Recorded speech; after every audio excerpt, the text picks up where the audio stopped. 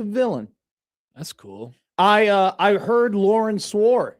No, allegedly. Allegedly. Also, if you were on I the saw some radio, you tweets. didn't hear it at all No. because it was dumped in accordance with FCC regulations. This is ridiculous. We bring on these young broadcasters Yeah. that are in the super secret society. 2 young broadcasters from the Super Secret Society have sworn on the zone. Could in the you last believe that? Yeah. Week, 10 days. Timmy V. Just straight up. Just didn't, by the way, I don't even think he knew. didn't even register to Timmy V. She didn't either. They were shooting the bleep. Literally, he goes, yeah, he's just Jeep Wade's guy, comes in. He can I'm telling you. So here's what I'm going to do. I'm going to blame podcasts. Whoa. Great take.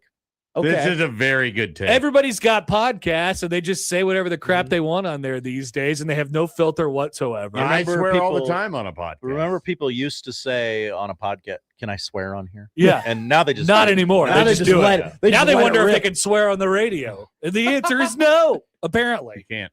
Not yet. Not yet. It's soon, probably. We are very much going to be allowed to say the S word at some point. In my opinion. The F word we will never be. What's allowed the first word they allow? S? S for sure, and maybe a-hole. Which I brought to the station last week. See, That's right. I said a-hole as well because I didn't really know you couldn't say that. We'll never get to F. No, we'll never get to the F. See, I'm surprised that we could say the B word. Yeah, but you could use it in different contexts so you have cover. Well, that's the thing. I could say ass. But And for I the would record, say- I still don't feel comfortable with saying the B word. Oh, neither do I. I don't think I would say the B word. Many people do. Josh and John do. John loves They the B both word. do. Yes, they both do. Oh, I think we're thinking of different B words. What B word are you thinking of? Inglorious. Oh yeah, no, actually, I'm fine with that one. It's the female version of that. Oh, the female dog version? Yeah. Okay. Yes. Okay. What? What's my? I mean, that's the female dog. No, I it's don't just like. I don't like saying that word. the dancing around of all of it. But you the can't call conversation. somebody a female dog. You can't say that person is a. I'm not sure. That feels like a gray area. Because I say I don't think say- it's worth exploring. I Are they say- acting like a female dog? I mean, in a lot of low-key, cases, yeah. let's just say yes. Yes, to say yes. They look like a Shih Tzu. See what he did there? That's not at all what we're saying. Yeah. No, That is, but- which is almost a bad word in and of itself. I know, but I purposely didn't say it the way that it's supposed to be said. We successfully made it a bulldog with a Shih Tzu. What movie is that from? Austin Powers? Try again. It Ace, came out in the 90s and it wasn't The Godfather. Ace Ventura, Pet Detective. Close. Miraculously close. Really? Yeah. It's almost Ace Ventura. Same Pet lead Detective? actor. Same year. So it's Carrie. What is it? The Mask? Same Same year. lead actor, same year. Dumb and Dumber? There you go. Okay. But he was not the person who delivered the line. That's correct. That'd be weirdo Jeff Daniels. Did you see weirdo Jeff Daniels' most recent thing? No. What's So his most recent bit? So he went on a late night talk show and somebody asked him what his favorite, one of the late night talk show hosts, I think it was Colbert. He asked him what his favorite sandwich was. And he got like, I did see that. he must be like a huge pothead or something. So he like got super introspective and was like, here's what I do. I take a pita bread and then I put like creamy peanut butter on it and then all these other things that don't make any sense. And I was like, dude, you are insane. And he was like, that's my favorite sandwich. There's a lot of articles. I tried Jeff Daniels' favorite sandwich. It I bet. sucked. I bet that is a horrible sandwich. But I do like Jeff Daniels. Is I saw there- Jeff Daniels band one time in Whoa. Lincoln. That's kind of cool. Yeah, he was at the the bourbon. No, Was it the smaller. The Rococo. Knickerbockers. It's dead bourbon? now. Oh, wow. Yeah. It was Wow. It was great. It was awesome. It was like there was like 80 Were you people just there in there. eating 25-cent tacos? No, I wasn't just there. I wanted to see Jeff Daniels band Oh wow. Okay. because I love Dumb and Dumber. Isn't there like a country bar that's opening up like in Omaha? Like it closed down and then it's opening up again? In Lincoln? No, in Omaha. Oh, it was I- like a real popular country bar. The one with the mechanical bull?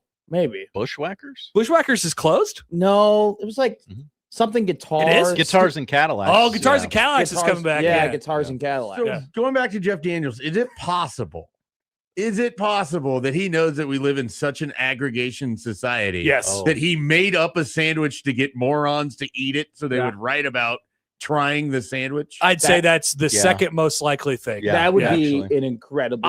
bit. I want that to be what it is. The first most likely thing is Jeff he's a Daniels huge stoner. outsmarting the But- aggregates by like, yeah, I'm going to get you to eat this sandwich. I feel like that would be an episode of the Newsroom if the Newsroom were on today. He would have. You didn't like that show, right? I did not like the. You're not a Newsroom. Sorkin guy. No, I am very much a Sorkin guy, Oh. and I hated the Newsroom. Whoa. I hate watching it. Whoa. Wow. I Hate's a hate strong watching word. that shit. That show rocks. I love that show. Oh man, it is the most soapboxy. It Here's is. what I would have done with the news if I had all the information after everything happened. Oh, of course. And here's how they should have done it. Yeah. Also, maybe one of the most cringeworthy scenes ever in the plane with the pilots and everything, where he gets up and gives a big speech. The plane with the pilots gives up. This is the one gives with. big Oh, speech. so Jeff Daniels in the newsroom. Jeff Daniels, Will McAvoy. This yeah. is the one His where producer. the famous. Oh yeah, and he because it was when they got Bin Laden, Right. but they knew that they had got Bin Laden, but he was trying to get off the plane to help go break the news or whatever, but the plane was stuck on the tarmac, and the producer guy Don, he gave this whole big speech about whatever, and it Yeah. didn't work, and all that Is stuff. this the one where Jeff Daniels goes, "Why America isn't the greatest That's country"? the opening scene of the show. Oh, Yeah. really? Yeah. Wow. Okay, cool. Yeah. I just see it on YouTube At- Shorts. Northwestern University. Oh yeah, of course that would happen there. Now I can't even think of her name in the Sorority show. girl. They called her sorority girl, Yeah. and then She was pretty. and then they hired her later. She Yeah, came I back. saw that scene. Yeah. You know, where he was like, You've her." seen clips. Yeah, I've seen clips. I'm of sure the you've seen Newsroom clips. on Newsroom YouTube is a Shorts. great clip show. Dude, every show that like releases on Netflix or Apple or whatever just becomes clip shows. Like there's the one with Well, it was on Axelrod. HBO. There's and an then HBO show, they have yeah. the- There's like a- Netflix probably has it now because of the deal with Warner Brothers. There's like this it's like Suits, but it's for like investment bankers, and it's like this dude named Axelrod or whatever. Like I see so many clips about You're that. talking about billions? Yeah, there you go. Like I see that all the time, all the clips ever. I'm just a clip man. I I love watched my all of clips. Billions. You are clip man. I love mini clips. Well, you can't sit through a 3-hour movie. I can't. I cannot do You it. haven't even finished the You- town. Do you Or worry the Patriot. that, Disgusting. do you worry that the fact that all you do is watch the clips basically means your brain is trained to not be able to handle things over a period of time? Yes, $1,000,000%. My attention span has severely Now, if you decreased since I was 10 extrapolate that years old. beyond just you and an entire generation and future generations of doing this, I have a challenge. that seems problematic. But I think it's more so with media consumption and less so with the ability to do things for a long period Well, I of think time. one of the fears for sports leagues are that the younger generation of people don't watch sports in its, continuous nature. Yeah. So they only want to watch short clips of what happens. So my thing with Josh Hodson yesterday when we were talking about how I can't watch a 3-hour movie was I basically explained, well, I watch multiple 3-hour movies during football season. Yeah, I think you're sort of a rarity within that. I don't think I am. I think I have a lot of friends that very Television much. consumption of like people of your age is not that high. Well, that's and then true. sports would be a big part of that. And then we get into the whole sports TV deals are based on. I don't think there's very many people who watch multiple full football games in a weekend. I don't think Really? Yeah, no. I probably watch at your age. I probably watch 5. Yeah, I don't think you're in like the top like 0.5%. Mhm. Wow. You go to bars, remember? Full I do. football game consumption, like full one game at a time consumption, or is that what you're saying? Oh, great question. I mean, I will always have one full football game on the right TV and then multiple full football games on the left. Okay, well, I don't know if that counts as a full football game then. Okay, I will watch the full Thursday night. Not multiple full football games. but Right. giving them credit It's for one at full least- football game at Right. least. Yes. Yes. Yeah, I say that's I would say my 5 football games in a week are the Thursday night game or the Monday night game, the Thursday night game, and the Sunday night game. No, I thought you were saying in one day. I then watch 2 full football games on. He said week. I Okay. said I well, watch, yeah, I watch the Thursday and the Monday and the Sunday. I watch night. Not always full though. Like sometimes I'm only coming in, That's true. partial of the way. I watch part two of the two way. full That's true. football games on Saturdays and probably 3 full Yeah, football you're games a on rarity Sunday. in that regard. That's a lot of football. I'm probably 10 football games. a week. Football. The football cat. But you are correct in the fact that I literally don't watch any other television outside of sports. I don't watch Matlock. I don't watch The Pit. I don't watch, because Kathy Bates, she's in my face every single football. They do advertise the hell out of It's Matlock. Kathy Bates. It's Matlock. Kathy Bates. Yeah. Oh, once again, this comes back to me not seeing commercials. What? You don't watch the commercials? I don't know. It goes in one ear and out the other. It just I don't see them. He's trained his brain to shut when he knows the broadcast is ending. Phone to go to the commercial. I see them. I don't comprehend them. Yeah. I watch, which is incredible. I had never seen the Nick Saban commercial until like a couple weeks ago. An impossibility to me. Oh yeah, it was the national championship game. Yeah, and they were like, "What? You haven't seen that? You know the Airbnb commercial? Yeah, I just saw it for the first time like a month ago. Yeah, really? I just comprehended it for the first time. Can you tell me what the State Farm commercial this year was? You just watched it. Wasn't there a lot of them? There was one. They have a lot of them. You watched the Haley Steinfeld one yesterday, and you commented on how they shot it because she's very clearly pregnant. That was during the Super Bowl. Oh, I was talking. Yeah, see, I don't remember Super Bowl commercials. I remember watching the Texas-Ohio State game at the beginning of the season and seeing the Meghan Trainor State Farm commercial where it's like it's all about that base with like Patrick Mahomes. God, you know what I'm talking about? Nope. Talk about maximizing your 15 minutes. And whoa! What do you mean by that? What are you, a Meghan Trainor guy? She's a great singer. She is most certainly not. No, she's great. She made a song with T-Pain recently. It was fun. That doesn't do anything. It was a great song. I bet you I could call T-Pain, and in 3 weeks we would have a single together. Why can't your single be called Wacky Guys Wednesday? Why can't I like Meghan Trainor, man? I think Meghan Trainor is like Meghan. I think you can like Meghan Trainor. I think they're basically she's not good. She married Junie from Spy Kids. I did see none of these are helping any of the cases. You seen Spy Kids? So far, it's I did see Spy Kids. Meghan Trainor is not a one-hit wonder. She's probably a 3-hit wonder. No. But you're trying to tell us that she's good. I enjoy her music. She's not good. I enjoy her music. You can enjoy her music. Those are I am of music. Why don't you accept my music opinion? Interesting. Also, massive hypocrite, Meghan Trainor. Why? What did she do? Her one-hit wonder is all about that bass, celebrating women and their curves and their booties. Now her curves are mysteriously gone. No one can say why. I'd remember the intro to Game 3 of the 2014 World. Maybe it was Game 1 of the 2014. You clearly World remember Series. it then. Clearly, it was either Game 1 or Game 3 because I think it was the first game in San Francisco, and they pre-World Series, they had all the Royals and Giants players for their promo thing. They had them go like bang on little drums or something like that. And it was all about that bass. You guys should watch this intro. It's hilarious. I'm good. And it was for the World Series. I'm completely It was fine. Supposed to be like. That sounds like something you do for the Little League World Series. Exactly. It's supposed to be, the World Series is supposed to be like regal and prestige. And it was like, here's Kids Bop World Series. I was so pissed at the time. I'm like, you made Lorenzo Cain hammer this drum to all about that bass. What is he going to be thinking about in the outfield? No, if it was Danny Duffy and only Danny Duffy, it would have made sense. Danny Duffy was in there. You would have been like, oh, Danny Duffy would do this. Yeah, Danny Duffy was in there. Do they still do that thing where they put the World Series in a glass case and then they have the players like walk around it and they do like they put them in this room with all the lights and the players walk around and they look at the trophy. Pretty much.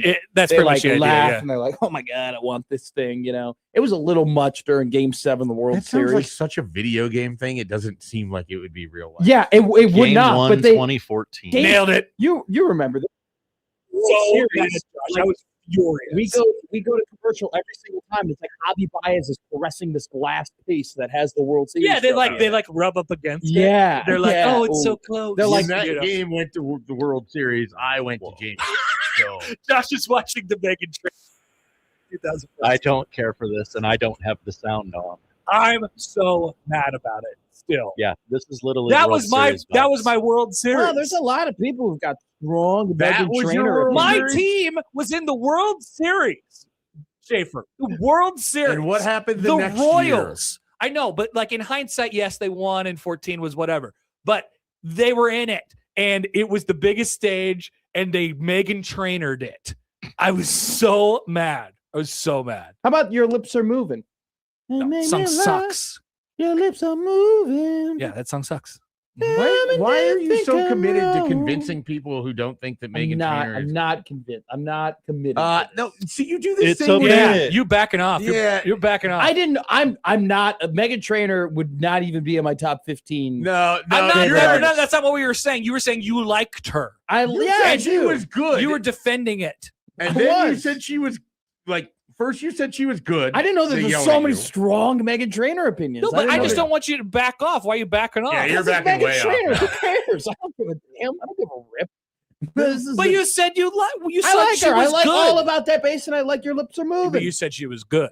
You did. I say think she she. was Okay, good. she's good. I think she's good. So what? How could you think that? It's a subjective opinion. All right. Um, You like the Royals. How could you like the Royals? Many have not asked. because I think they're good or not. That would be a dumb reason. Because I'm emotionally attached to them because I watched them on television as a kid. That's why I like the Royals. Are You you watched- emotionally attached for Meghan Trainor? No. Because All he about watched that her bass as a video? kid. God no. God no. All I about did, that bass had to be like 12 years ago. I did. Well, they were doing it in 2014. I did World watch her Series. husband as a kid, Junie from Spy Kids. He's awesome.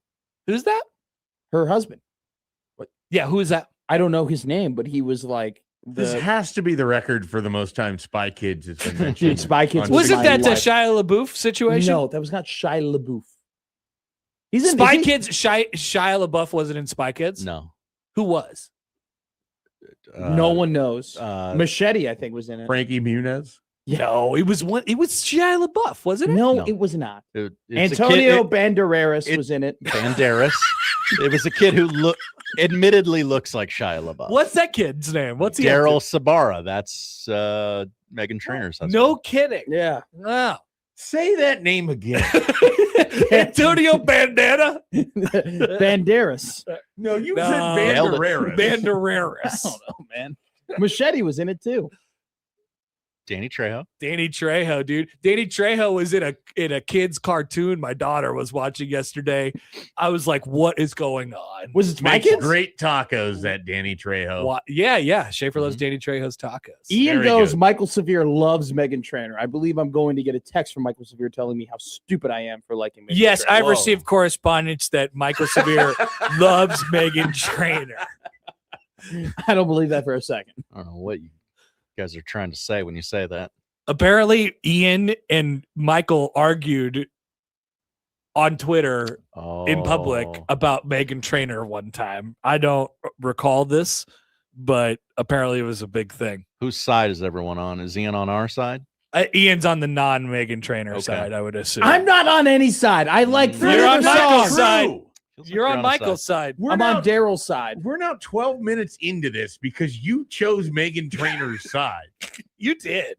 You really did. And now you're You trying to don't get out of it. Pretend like you didn't. I just do that. didn't think she I'll was tell a you, one you hit watched wonder. the 2014 Game 1 of the World Series thing after this commercial break, and you'll think You differently. know what? I don't blame you for this because I do relate with the fact that if like the Bulls were in the NBA finals and then there was a really stupid intro that like was while I'm stressed played and it just annoyed the crap out of me, I would not like that person. Yeah, it's from there on. irrational, but that's it. That's why I don't like her.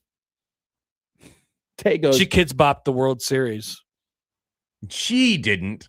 Well, Fox, whatever, Can we And get- then I had to deal with Madison Bumgarner and all that crap for 2 weeks. did we ever find out who was the bump music guy for Fox during the playoffs? Yeah, somebody did a last year? story about it. Oh. He was awesome. He was last year. cooking. He was in his bag. We need to get like a playlist of like all the songs he was playing. It was floating out there. Was it? Yeah. Comments pouring in on the YouTube stream. What do we got? It's a real women-hating morning No, here at 1620. no, it's not. I thought today was Y'all women of sound the- like the damn No, that's hockey tomorrow. team. No. Oh no! Did they say bad things about women? No, they Yeah, they laughed at women. Oh, okay. Don't- They we're laughing at no, all woman. No, yes, sir. no. Yes, sir. Yes, sir. Good job, Josh. Not discussing that. Good job, Josh. I don't know what they said. You don't need to know. You don't need. I'm curious now. Look it up on your drive home. So what did I? What It do I is search? not what you think it's going to be. Really? There's US an element hockey to team this that you are controversy. unaware of, and you should remain unaware of. No, I think I want to know. All right. All right, you look it up. We'll talk amongst ourselves. So This week in women's history is tomorrow. Yeah, Yeah. I got to send my suggestions to Josh. I have get those several. in today. I got a couple on the list. We're that gonna are- we're I'm gonna gonna send you one from the 60s, 70s, and 80s. we're gonna Perfect. plug it. We're gonna plug it today for everybody to email their people to Josh. That and then- reminds me. I wanted to look up what happened to one of these Now I people. want statistics of who are the most suggested. Like, Oh, we just get some Okay. stats. Oh, we're really gonna plug this. We're like It's tremendous content. I enjoyed it very much. I enjoy it very much too. I had a great time. I think our enjoyments of it were very different. but- I had a phenomenal time. Brooke Shields, never forget her, you've only known her for a week. dude. I'll never forget this person I didn't know existed. She is one of the most gorgeous humans. She's I've ever in seen. something relatively recent, right? Really? Is she? She popped up in a show that I think I was watching, and I Still was a working surprised. actress? What's the minimum what's the minimum age to be featured on Woman of the Week or whatever? Great question. Oh, well, you just had I to like be the idea of you just getting the name of this wrong every time. Woman I of want the that to week. be a thing. So keep working on that. I mean, they have to be. It's famous at least in the 90s. I They mean, have to have. Not, Yeah, but what if they were famous as like a kid in the 90s? Oh, that has nothing to do with. Yeah, what that I'm has saying. nothing. Yeah. No. No, not you. You. It had nothing to do whether they were famous in the 90s. All of those people that you No. were sent. I'm saying he's saying the age. I thought you were limit. just grading old women. Is that We're not not what's grading happening? anyone. We're We're not simply grading acknowledging anyone. We are their yes, importance in this is- history. First off, we are the most progressive show Yeah. on the Totally, station. I believe that. And so the fact that someone would say that there's women hating on Middays with Pat is absolutely ridiculous. Nobody's hating on any women here. Secondly, we're not grading, we're not doing a hot or not, right? We're not as crass Totally. as that. We are just educating me on women who made a massive impact in the 70s, 80s. Okay, and so 90s. same question still stands. What's the minimum age? 70 to 1999 or 50 to 1999. Whoa, if they were born, they're young. I I have the answer. I would prefer that they were 18 or older in the era in which they were famous. Okay. Like, I'm That's going to good. send someone like an actress from the 60s, and I'm going to send someone that became famous in the 70s. I just wanna someone that know how became far I famous in could the go. 80s. I would be uncomfortable educating Matt McMaster on like Alyssa Milano on Who's the Boss. yeah, Are you familiar with Alyssa all- Milano? all of you those- don't need to choose who's the boss, Alyssa Milano. I guess that's true. She had many things throughout. she What about, like- continued to exist Yes. after who's the boss. Yes. all of those words did not compute. I did check the age on this because I saw some clips recently where she popped up because Vanderbeek died. Katie Holmes. What do you do? Yeah. You would put Katie Holmes in there? He doesn't know that. I feel comfortable putting Katie Holmes in there. And you could even say Batman Yeah. begins Yeah. Katie Holmes. That's a different kind of Katie Mhm. Holmes. People forget. Did you talk about Christy Yeah, Brinkley he's last week? He's immediately Googling. I feel You like, should submit these. Did you talk about Christy Brinkley?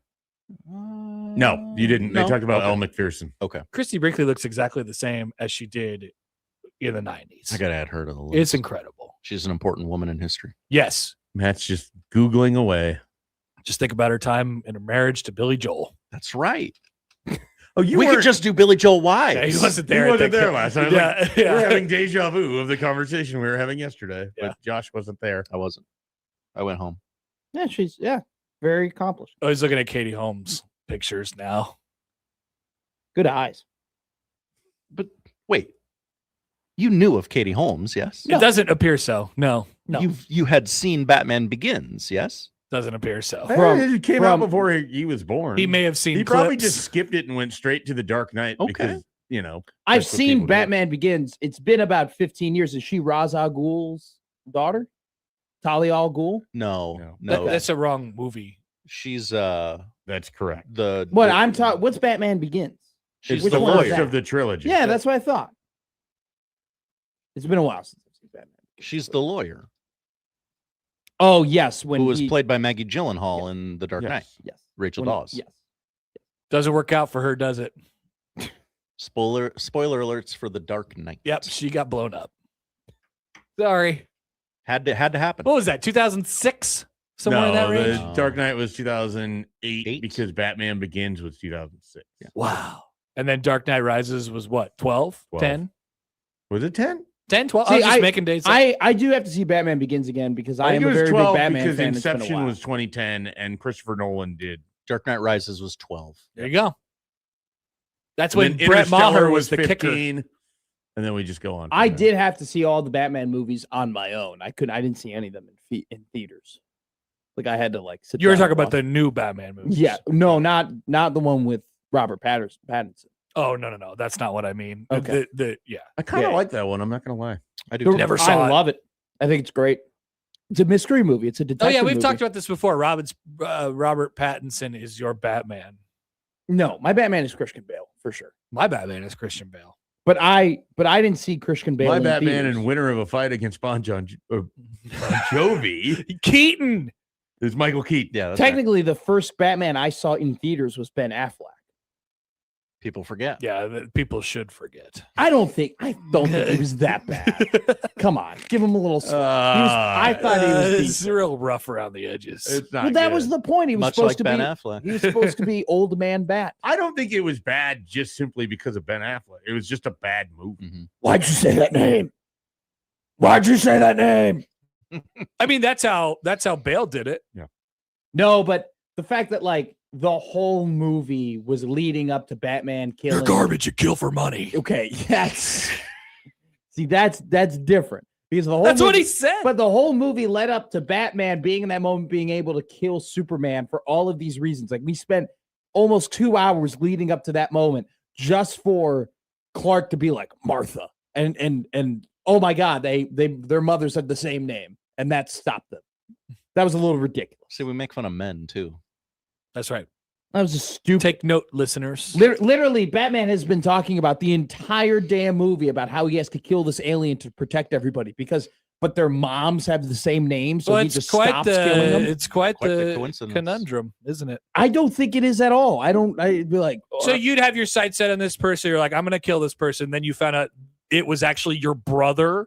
You would they're still not kill them. brothers. If I found out they had the same name as my mother, I'd go, oh, that's crazy. And do you know what my mom's name is? Martha. Whoa. Maybe you're Batman's brother. Maybe I'm Batman. Maybe you're Batman. You've never claimed that before. You've never seen me and Batman in the same room. That's true. Can I ask a I'm now discouraged for society. Well, Schaefer doesn't even know that I had a Batman themed graduation he's a party. big that's right. Batman guy. You're a big Batman guy, but you had to like be explained who Katie Holmes was. When I watch movies, I'm not being like, oh, that's a great actress or whatever. I just watch the movie. I'm not paying attention. Really?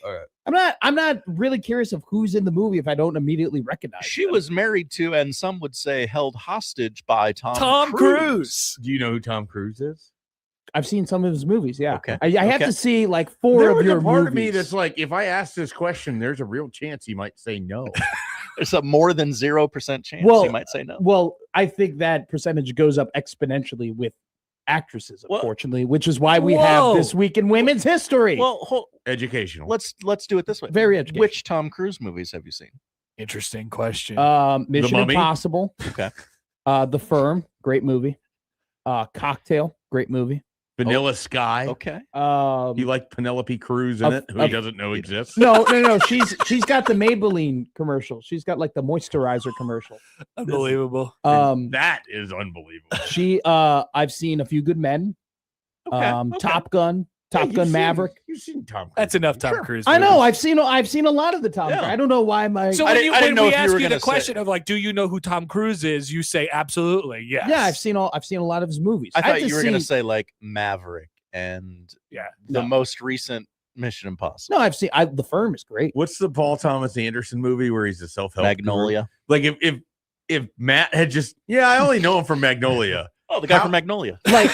Like What would your reaction to that have been? The guy from Tropic Thunder. First of all, the idea of Matt watching Magnolia, which is a long movie. It's a long and- movie. Is that Steel Magnolia where No. the No, woman just dies? regular I've seen Magnolia. that one. My colors are blush and bashful. It's not the same. My colors are pink and pink. Regular Magnolia. No, I was like I have to see somebody's like movies multiple times to finally be like, okay, that's who that person is. Like what is he was in F1 Javier Bardem or Mhm.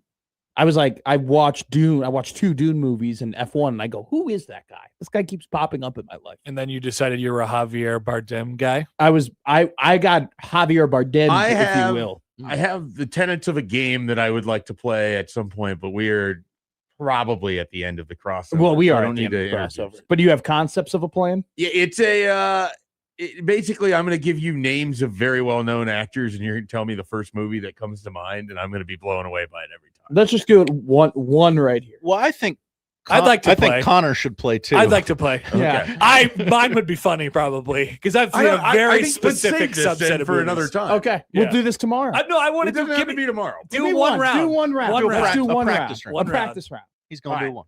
The first name that I had come to mind because he's rattling off these movies.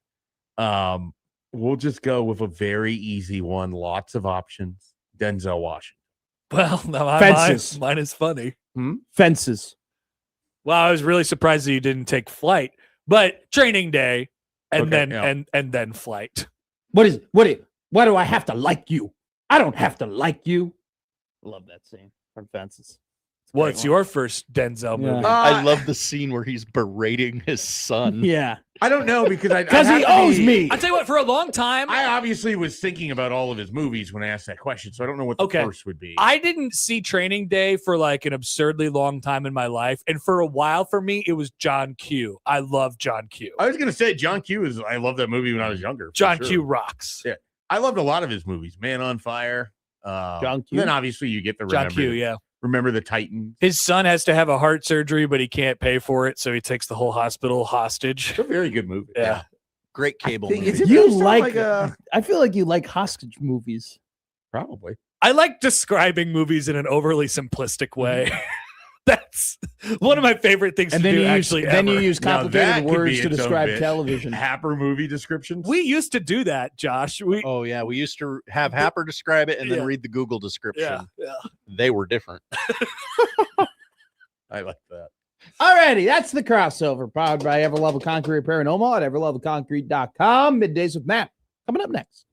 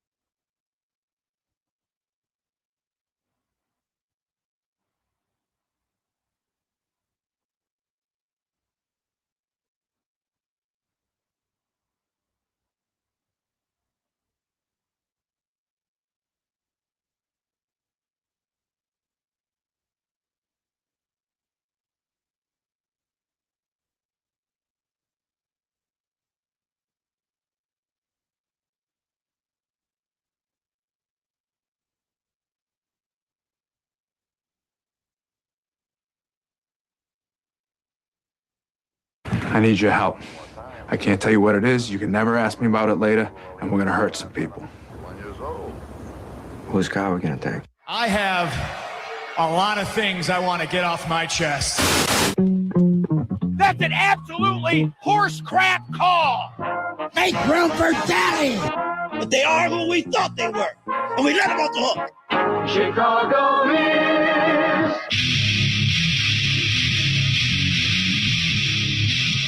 This is Middays with Matt on 1620 The Zone. Middays with Matt, live and running here on 1620 The Zone. Matt McMaster, joined by Josh Odson, almost as always joined by Josh Odson. Often attempted, never replicated. Matt McMaster and Josh Odson here on The Zone. Got a great show ahead for you today. It's a Wednesday, Josh Odson. Do you know what that means? It means we got our wacky guest Wednesday, baby, at 1 o'clock. A guest that I have no idea who it is, but apparently everybody at The Zone currently knows who the wacky guest is going to be at 1 o'clock today. That is correct. I did text some people who it was because we talked about it in big meeting last night. In big meeting last night where I attempted to get big clock. I want a big clock. I think it's a good idea. I just love it. I love it. I yeah. feel like there's something about a big clock. I agree. Man. It just sets the tone. It sets the tone and the time, if you will. Can you bang yourself? We got to be, by the way, we're in an inflation bang market right now. I think yesterday I instead of printing $16 billion, I printed off about 16 Mike Breen bangs. And we are in a tough inflation market in terms of the bang currency right now. So we have to limit our bangs on our jokes. Okay? Poll question: should you limit your bangs? Some people might think that's a hair thing. You only got some. Oh yeah. You know, I am gonna get a haircut in Skokie though on Friday.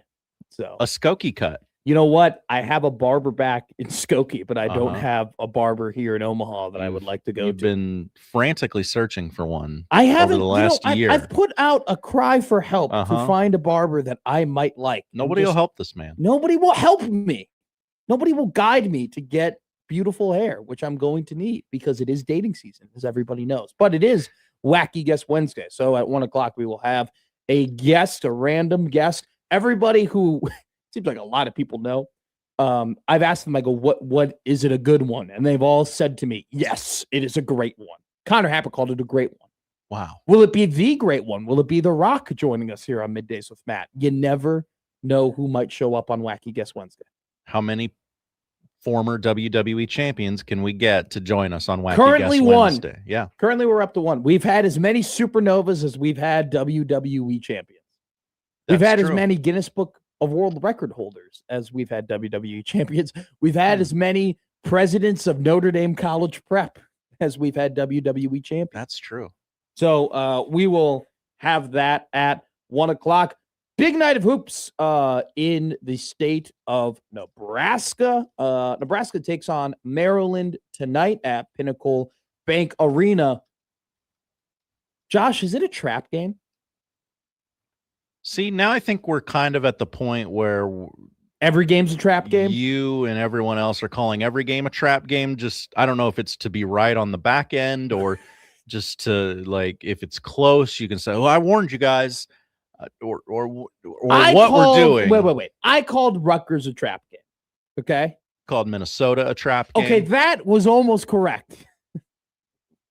I was right there. I was competing for it.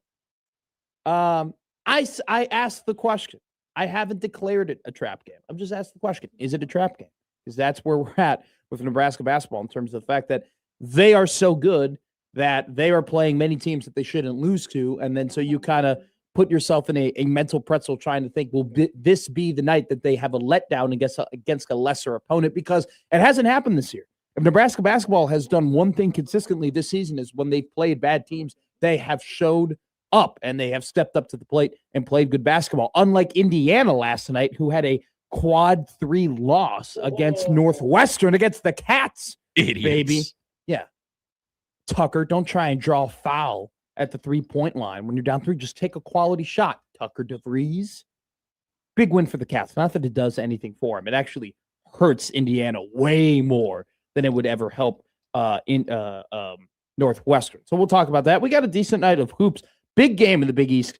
I'm not talking about Creighton versus DePaul, which is a big game in the Big East if you're a Big East honk, if you're a Big East stan, if you love the Big East. Big East sicko. If you're a Big East sicko, Watching those standings. This is a big game, because you don't want to play an extra game at Madison Square Garden. You want to be in those top 5 seeds to get that initial bye, to have that, that bye game, get rest, all that stuff. And your chances of winning the Big East Conference tournament increase exponentially if you have to play one less game. Well, we have 2 teams competing tonight at the CHI Health Center in Omaha at 8:00 as Creighton takes on DePaul. Currently, right now, DePaul is a game and a half behind Creighton in the Big East standings. They're in 4th place. Creighton is in 5th place. DePaul's in 6th place and Creighton's in 5th place. So DePaul very well with a win tonight could be closing in on being that 5th seed and knocking out Creighton to the 6th seed and making them play an extra game in the Big East tournament, which at this point is probably their only way to make the NCAA tournament. Both teams have a ton to play for tonight, both kind of in different ways. We'll get all into that throughout the show, but in particularly at 11 o'clock, we will talk to John Walker of the Omaha World Herald for him to preview the game. John had a phenomenal article released this morning about just some of the difficulties that Creighton men's basketball has had to fight through, not only on the court, but off the court as well. We will talk to John about tonight's game and about his article as well. We have some rumors flying all over the place, if you will. Rumors? Yes, it's a lying season. What Josh is this, Hodgson? high school? No, well, it's the NFL. I mean, kind of. Okay. Some would say that the NFL Combine and any sort of those meeting of all of these different media people and the meeting of all like the NFL draft, the Super Bowl, like whenever we get all the owners meetings as well, like, and the coaches meetings, like whenever we get all of these NFL people together, it really does become high school. It really does become, hey, John, I'm hearing that Trent Williams is upset. Is that true, John? John, what are you saying? Oh my God. Hey, Jerry Jones, Brendan Aubrey wants more than to be the highest paid kicker in the NFL. What's going on there? Hey, Ryan Poles, are you guys going to go after D lineman? It's all the rumors are flying. People are lying to each other. People are trying to gain some leverage when it comes to negotiating free agency. People are trying to jockey to see who they're going to pick in the NFL draft and whether or not teams might trade those picks. We have all those rumors and more just kind of flying all over the place, as well as the combine begins tomorrow. So I have some thoughts about the combine. Okay. I have some thoughts about the combine because I read an article today about who need to be the top performers at the combine and who are candidates to really, raise their draft stock at the combine. There are some I definitely agree with. Now, by the way, Emma Johnson, not on that list. Absolutely not. Emma Johnson should be very high on that list when it comes to athletes and players who have an ability or chance to really improve their draft stock, because, one of the knocks on Emmett is that he may not have that breakaway home run speed that you want in an NFL running back. But if you go ahead, there's this thing. I don't know if you've heard about it before. Oh. Josh Hodgson, it's called the 40-yard dash. If Emmett were to... I have. It's that thing Rich Eisen runs every year. Do you not like that bit? I do. No, I do. I do like the bit. I honestly, maybe I misjudged you there because the run Rich run bit seems like a bit that you would not like. Seems like one of those you don't like look at me things. I see why you would think this about me. Because you would be like, oh, he runs. It's a big deal, Oh, look at me. I'm Rich Eisen. I run in a suit. I'm so cool. There's a charitable aspect of this, which makes it redeeming. Yes. If there was no charitable aspect, would I be spot on? I think you might be. If he wasn't giving to the children, I think it would be stupid. Because he's not getting better each year. So what if JJ Watt gave to the children? No. Fraud. What? How much money does JJ Watt have to donate to the Boys and Girls Club of America for you to like? Well, I don't know if you remember this. Oh, he did do the There was a hurricane in Houston, and he gave A lot, of money. Pretty sure he won Walter Payton Man of the Year. He And might have been the easiest Walter Payton Man of the Year ever. And I was out on an island by myself telling everyone what an awful person this guy was. Awful I person. actually is a don't think he's stretch. an awful person. I think he's just very look at me. Well, now he is very look at me with his hair, with his fully coiffed hair, His veneers. and his soccer wife and his kids who are probably going to be NFL players one day. I'm in the film room grinding tape for Sunday still. What are you doing? Probably sleeping like a fat ass. 90% reason to remember the name, if you will. Your feet need to hit the bed and the devil needs to go. Oh my gosh, he woke up. That's JJ Watt, everybody. Is JJ Watt the guy where it's like everybody was in trouble because I woke up today? Is he that type of guy? Is that what you're saying? Yeah, definitely. I kind of hated that saying until Roman Reigns said it. I was like, this is so cool. Dude. Look at the aura. Look at the aura. Sure, oh my God. Even if he had a button, you wouldn't even be able to locate it, which So for those who don't know, I will not be on the show on Friday. Austin Jacobson will be in. Well, I'm going to tell you right now, as soon as we're done here tomorrow, I'm turning into just wrestling Matt. I'm just going to be so pumped. Wrestling Matt? That and vacation Matt. Can't wait. Oh, I'm going to be on let's vacation, go. Josh. That's great. It's I'm excited. Be awesome, for you. dude. That's well earned. A February vacation. Not ideal, but you can make it work. You had a February staycation. I did. You were off for President's Day. I stayed at home to watch my child. Staycation. I guess so, technically. by the letter of the law, yes. Nebraska plays Maryland tonight. Creighton plays DePaul tonight. There also was an interesting CBS article that was released today about a couple potential college football newcomers next season, teams that we haven't seen in the college football playoff.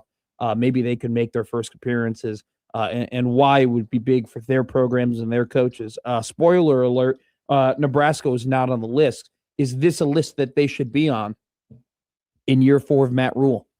Is the fact that we are in year 4 of Matt Rule and they're not making an article like this, is that kind of concerning? And then I also it's not just about, wow, should Nebraska be on this list?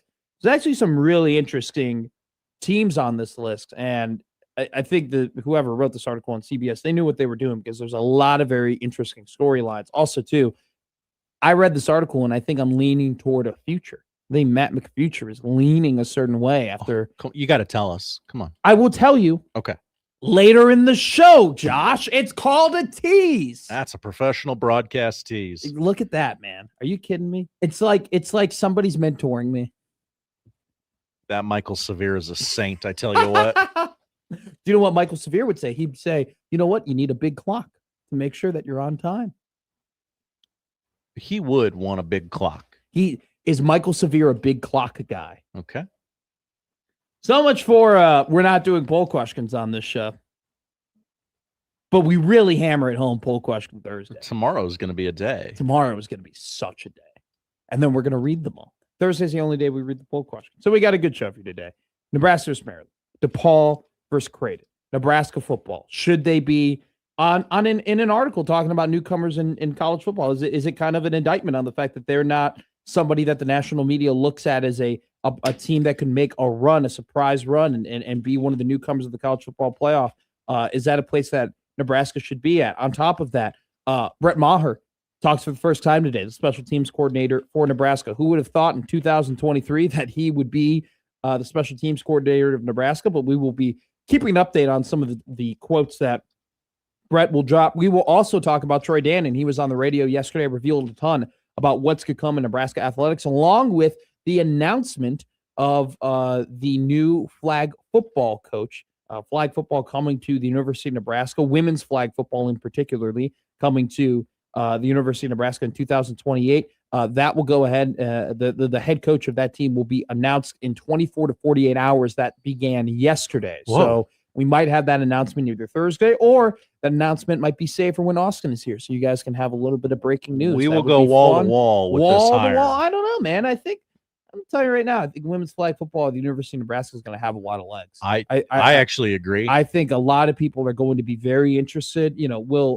Obviously, I'm not going to say that they're going to have the same popularity as men's flag football, Right. but I definitely do think that they could have a lot of notoriety. And I think that they there are players on that team, like other women's athletes in the athletic department, can become household names. There will be other athletic departments that pick up the phone and go, well, what are you doing that your women's flag football team is gained this notoriety? Is it going to be a revenue generator or anything? Like, I don't think so. I don't know, but at the same time, I do think there's a ton of potential.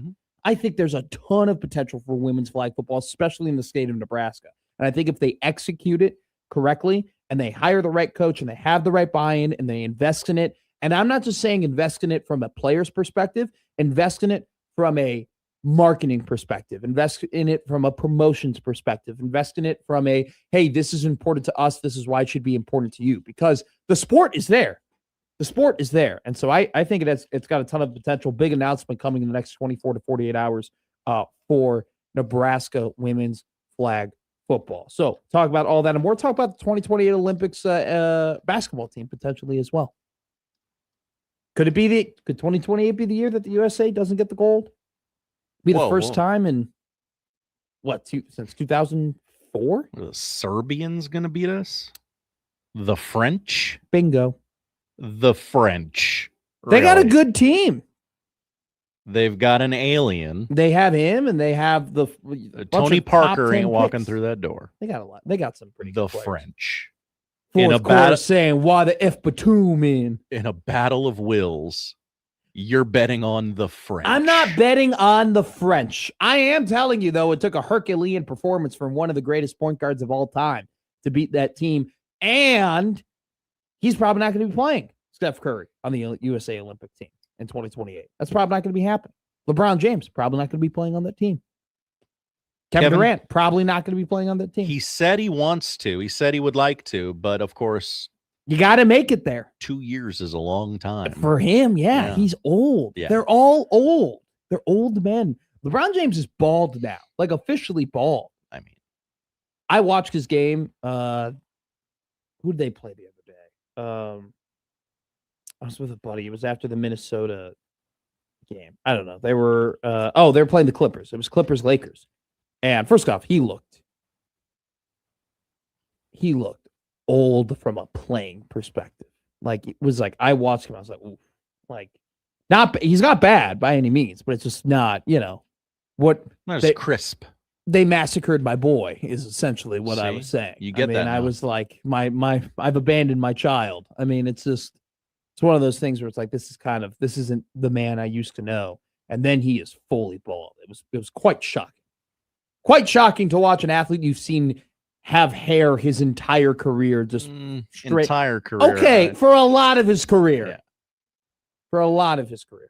We can meet in the middle there. He's got no bag. He tried going one-on-one with a couple of guys in that game. It was tough to watch. You know what won't be tough to watch? This show. It's going to be a great show today. Middays with Matt coming up next, talking about some college basketball happening tonight. St. John's, UConn. What to watch for and what happened last night to affect the current brackets in the NCAA. We talk about all that and more coming up next on Middays with Matt. Middays with Matt on 1620 The Zone.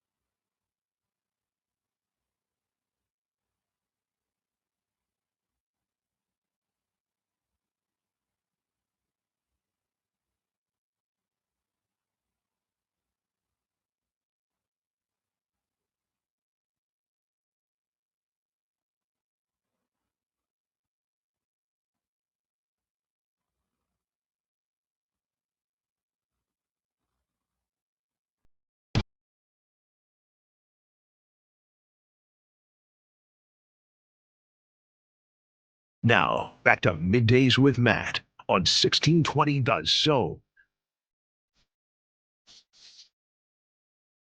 Josh Hudson, I have some news for you that I'm sure that you're absolutely going to love. Computer died. No. Oh, wait. My bad. We have this browser problem we have to figure out. It's one of those things where it's just like, I have too many browsers. Browsers, not tabs. You might be thinking, oh, does he mean tabs? No, he means browsers. No, I have too many browsers. The Savannah Bananas They coming. have secured their biggest partnership to date with ESPN and Disney Plus. They're going to have 25 games in 2026 on those platforms, including a Banana Ball Day at Disneyland. Okay. They have 6 teams now, by the way, in the Banana Ball Championship League, in the BBCL, if you will. That's right. They expanded. So they're going to have a Banana Ball Day at Disneyland and a game at Angel Stadium on March 26th. Every game will stream on the ESPN app on Disney Plus, with select games airing across ESPN networks and ABC. That's funny because they're going to have the highest attended game in that park this season. In the Angel Stadium? Yeah, without a doubt. That's not a joke. That they will. Mm-hmm. Like nobody cares about the Angels. I'm sorry.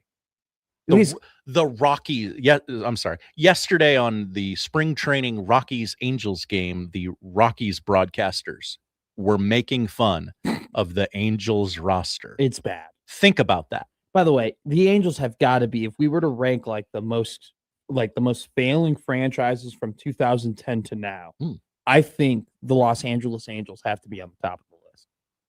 Certainly they would be. You had discussion. At one point, 2 of the greatest baseball players on your roster. Mm-hmm. And for 4 years, your best prospect was Joe Adele. And then your swing for the fences and free agency was Anthony Rendon, who I don't even think didn't work out. Yeah, I guess. I mean, that's just more than not working out. The first ever Banana game will be broadcasted on ABC. Will take place in front of 54,000 people at Autzen Stadium in Eugene, Oregon. They'll play the Party Animals on June 27th and 28th. Both those games have been sold out since October. So there you go. I'll say this. Savannah Bananas games sell out, even here locally. Stay tuned if you'd like to go. Yeah. Oh, okay. Okay. Because I'm not saying anything more. All right. That's called a tease. Mm-hmm. Do you know what's a tease? Some teams thinking that they're going to get into the NCAA tournament and then having terrible losses that absolutely just absolutely torpedo them and their ability to get in. Indiana yesterday played Northwestern. Okay.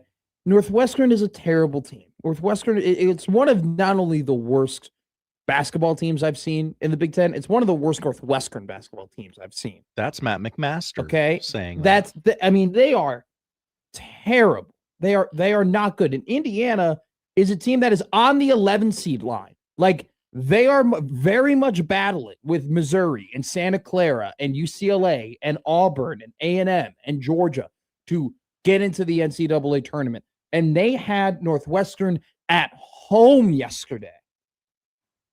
They added a Q3 loss to their resume in the month of February. Josh Hudson, we are 4 days away. We are 4 days away from being in March.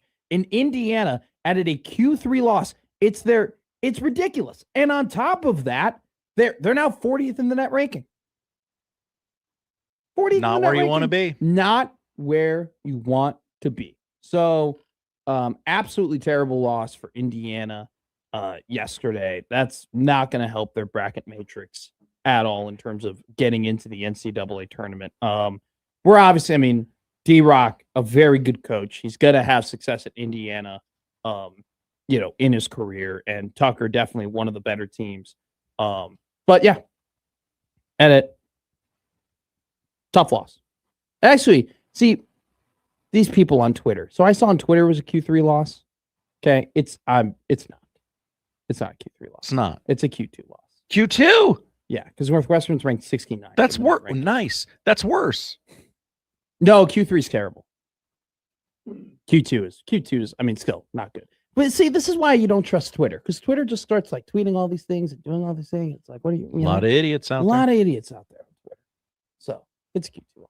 Anyway, tough loss for Indiana. Great game tonight. St. John's versus UConn. Last time that these two teams played, St. John's bullied UConn on the perimeter. I mean, they used their size, they used their physicality. UConn has had a really tough year, or not tough year, had a really weird year. I mean, they're very much on the 1 or 2 seed line, but they've had a weird year in terms of having to go to overtime against Providence, having to go to overtime against Villanova, being pushed by Nova on the road, being pushed by Butler. Then they lose to Creighton. This is a team that, you know, if they were playing in the Big 12, if they had to play Arizona's schedule, I think they'd probably be a seed line or two lower than what they are. Still a very good team. St. John's, one of the hottest teams in the country, 13-game winning streak. You know, the Red Storm are killing it. This is going to be a very big game. You know, the NCAA, they released their top 16 teams. St. John's not in the top 16. This is a game that if they're going to get into one of the top 4 seeds, you win this game. That would be massive for Rick Pitino and his squad. So that'll be a game to watch tonight. A game also to watch tonight that will have big meaning in the Big East is DePaul taking on Creighton here in Omaha. We'll have John Walker, the Omaha World Herald, coming up next to break down this game here on 1620 The Zone. Middays with Matt on 1620 The Zone.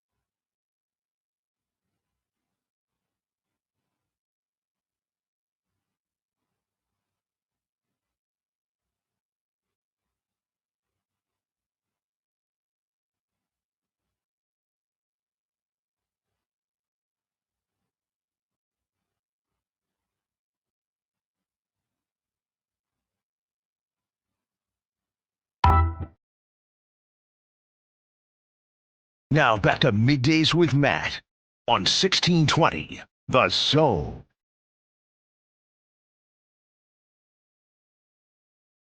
Big game tonight in the Big East. St. John's takes on UConn later tonight. That will be on Peacock.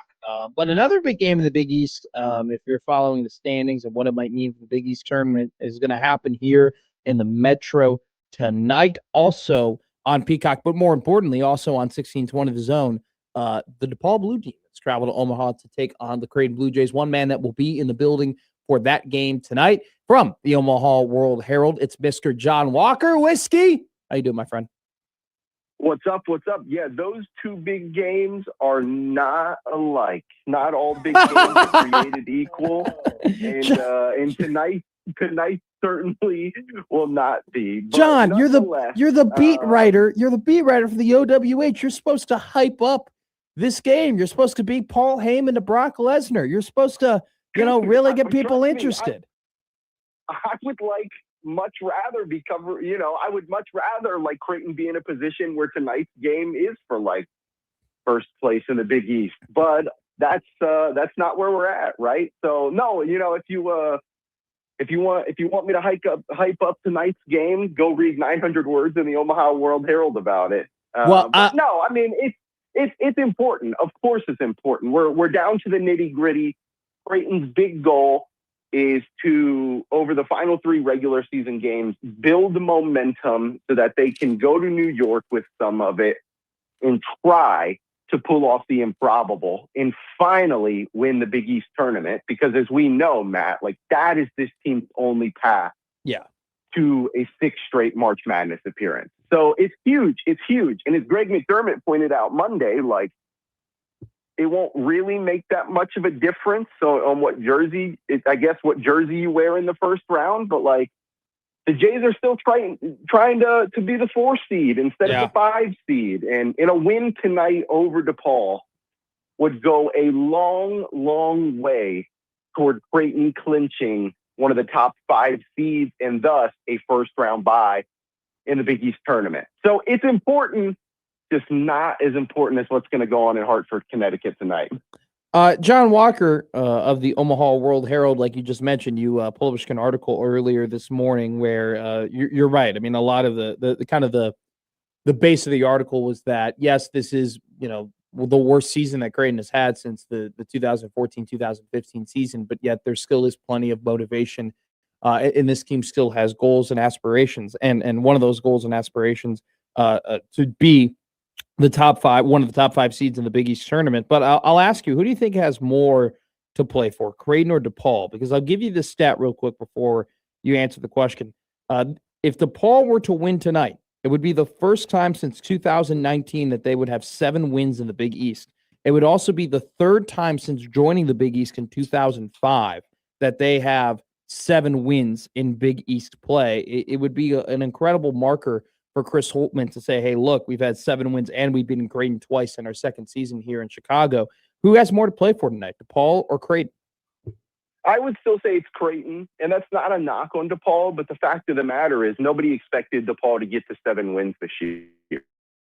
Sure. Right? We expected DePaul to be vastly improved in year 2 under Chris Holtman, but they're kind of reaching the stepping stones of success as they get to them.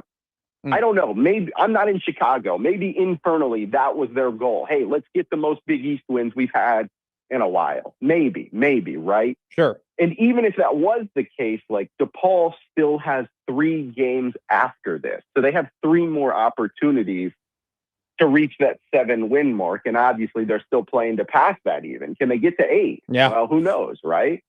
But the fact of the matter is, Matt, all of this momentum, all of this momentum that Creighton hopes to build, all of these aspirations that Creighton still has cease to exist if they get swept by DePaul. I believe. Yeah. Because I was talking to somebody around the program yesterday, and we were just talking about everything that happened last week. And it's okay, you have the high of highs this season, as far as this season's concerned. You have the high of highs in beating UConn, and then you enjoyed that for 48 hours, because come Saturday morning, St. John's beat the brakes off of them, right? And I pointed out in this conversation that, like, you'd feel so much better about it if those had happened inversely. If they get blown out Wednesday night by St. John's and then they beat UConn on Saturday, now we're actually sitting here talking about, can they manufacture momentum down the stretch and have a little bit of extra juice when they go to New York? Again, I think they're going to have a heck of a time beating St. John's, right? Because at this point, and we'll have a real good idea of how it's going to play out after UConn St. John's tonight, but like, the 4-5 winner is going to have to probably play St. John at the Garden on Friday night. Is that really what you want to do? You know, so I don't know in the grand scheme of things if it would matter all too much. Yeah. But like if Creighton had beaten UConn on Saturday and now they enter this week with momentum, well, then it's a different story, right? Slightly anyway. Sure. And so the all of that to say, Matt, like, I think Creighton has so much to play for, because if you lose tonight and get swept by DePaul, especially if it happens in the fashion, not the last second part of it, but just the way in which DePaul attacked Creighton a couple of weeks ago, like, if that happens again and Creighton loses at home and falls to 14-15, which would mean this program has a losing record for the first time since 2014-15, wouldn't that be poetic? 14-15. Like, sure. That would be such a huge blemish on this program, and not just the season, right? Because they've been like the model of success. Again, not that they haven't finished with a losing record in over a decade. They have not had a losing record in over a decade. And so if a home loss to DePaul is how that happens, that is anything other than ideal. So DePaul has a lot to play for still. The Blue Demons are, I mean, you could probably argue the most improved team in the Big East, right? Maybe Seton Hall, sure, compared to what they did last year. But, like, they have a lot to play for. Creighton has so much to play for. And we're not even talking about the Big East tournament yet. So, yeah, I'd say somehow, some way, the Jays are the ones with so much to play for tonight at CHI. You had a stat in your article here, which I read it and I was like, whoa, like, that's, I don't know, kind of shot me for a loop, if I'm being honest with you, John, because, you know, you doing Blue Jay overtime, watching all these games, I didn't really notice this. 5 different starting lineups in the last 8 games. Do they go ahead? Do they keep that group with Fedor going today, or do they switch it up again? No, I think they probably just ride that out at this point. You know, it's like it worked well against UConn. I won't dive too deep into it, but I really love the way that it spaced the floor. And like that is such a big thing with this iteration of Creighton. Like, the way they spaced the floor last year was different because they'd have Ryan Kalkbrenner initiate sets at the top of the key. So that automatically pulls the opposing team's center away from the bucket. This team has done that way differently. And Jason Green has done some of that, of course. But the fact of the matter is he has half a good arm at the moment. Yeah. And teams know that. Of course they know that. And he's been playing with the shoulder injury at least since early December, and he's undersized for the position. Jason would be the first person to tell you that, as a 6'8" forward trying to play the 5 in the Big East. And so, yeah, it's a little bit different, but I love the way that adding Fedor spaced the floor and opened lanes that Creighton could then drive. Yeah. And so that worked against UConn. It did not work against St. John's. Tonight, I think, Matt, I know there's only 3 games left in the regular season. tonight we'll find out, I believe, if St. John's is just like the antithesis of what Creighton is this season, which is what I think, or if the Jays are just like bound to drop another stinker, right? Like I think Saturday had more to do with St. John's and the problems that they present to Creighton than it did with Creighton's ineptitude. And I don't know how much we could say that this season, right? But I think St. John's absolutely had a lot to do with Saturday. And we'll find out tonight that if that lineup, which I think they'll stick with Fedor in it, if that can get back to the free-flowing, up-tempo offense that they used a week ago to beat the number 5 team in the country. Yeah, I think that St. John's does everything well that exposes what Creighton doesn't do. And I think the same thing vice versa. Like what Creighton does do well on offense, right, is having, spreading things out on the perimeter and, using ball movement and motions on the perimeter to potentially get you some lanes into the paint. Well, St. John's is so big and athletic and physical that they don't allow that to happen. And unlike a lot of teams in the Big East, they're just really able to pressure ball handlers, which we've seen throughout the season. Like go back to the Xavier game, even that Butler game when, the Bulldogs and the Musketeers were able to pressure Creighton on the perimeter, even though that, Creighton ended up winning those games. It was one of those instances where it's like, whoa, like they kind of slowed down a little bit. St. John's can do that for 40 minutes. Let's talk about, I want to ask you one more question about Creighton, and I'm going to ask you one more Big East question and then let you go here. John Walker, the Omaha World Herald. When we talk about the offseason, I feel like it's a lot of conversation about the guys that they're going to add and a little bit about what they're, the guys that are going to retain. But more than likely, this team won't be playing in the postseason, whether it be, the NCAA tournament, and maybe they'll end up getting a crown invite. We'll see if they even qualify for that. But is there anything that you're watching specifically on this team or any player specifically that you are watching saying, hey, I'd like them to maybe take this one final little jump right before you get into the postseason or right before you get into the season being completely over? No, I really don't know if it'd be any one player in particular or one thing in particular, because just broadly speaking, Matt, like I said this before they went to stores last week. At that point, I said the final 5 games of the regular season. And now today I'll say the final 3 games of the regular season, in my mind, are an audition for next year. I like you needed to have Owen Freeman play 20 minutes against St. John's on Saturday to see if Owen Freeman can play against a Zuby Ejiofor.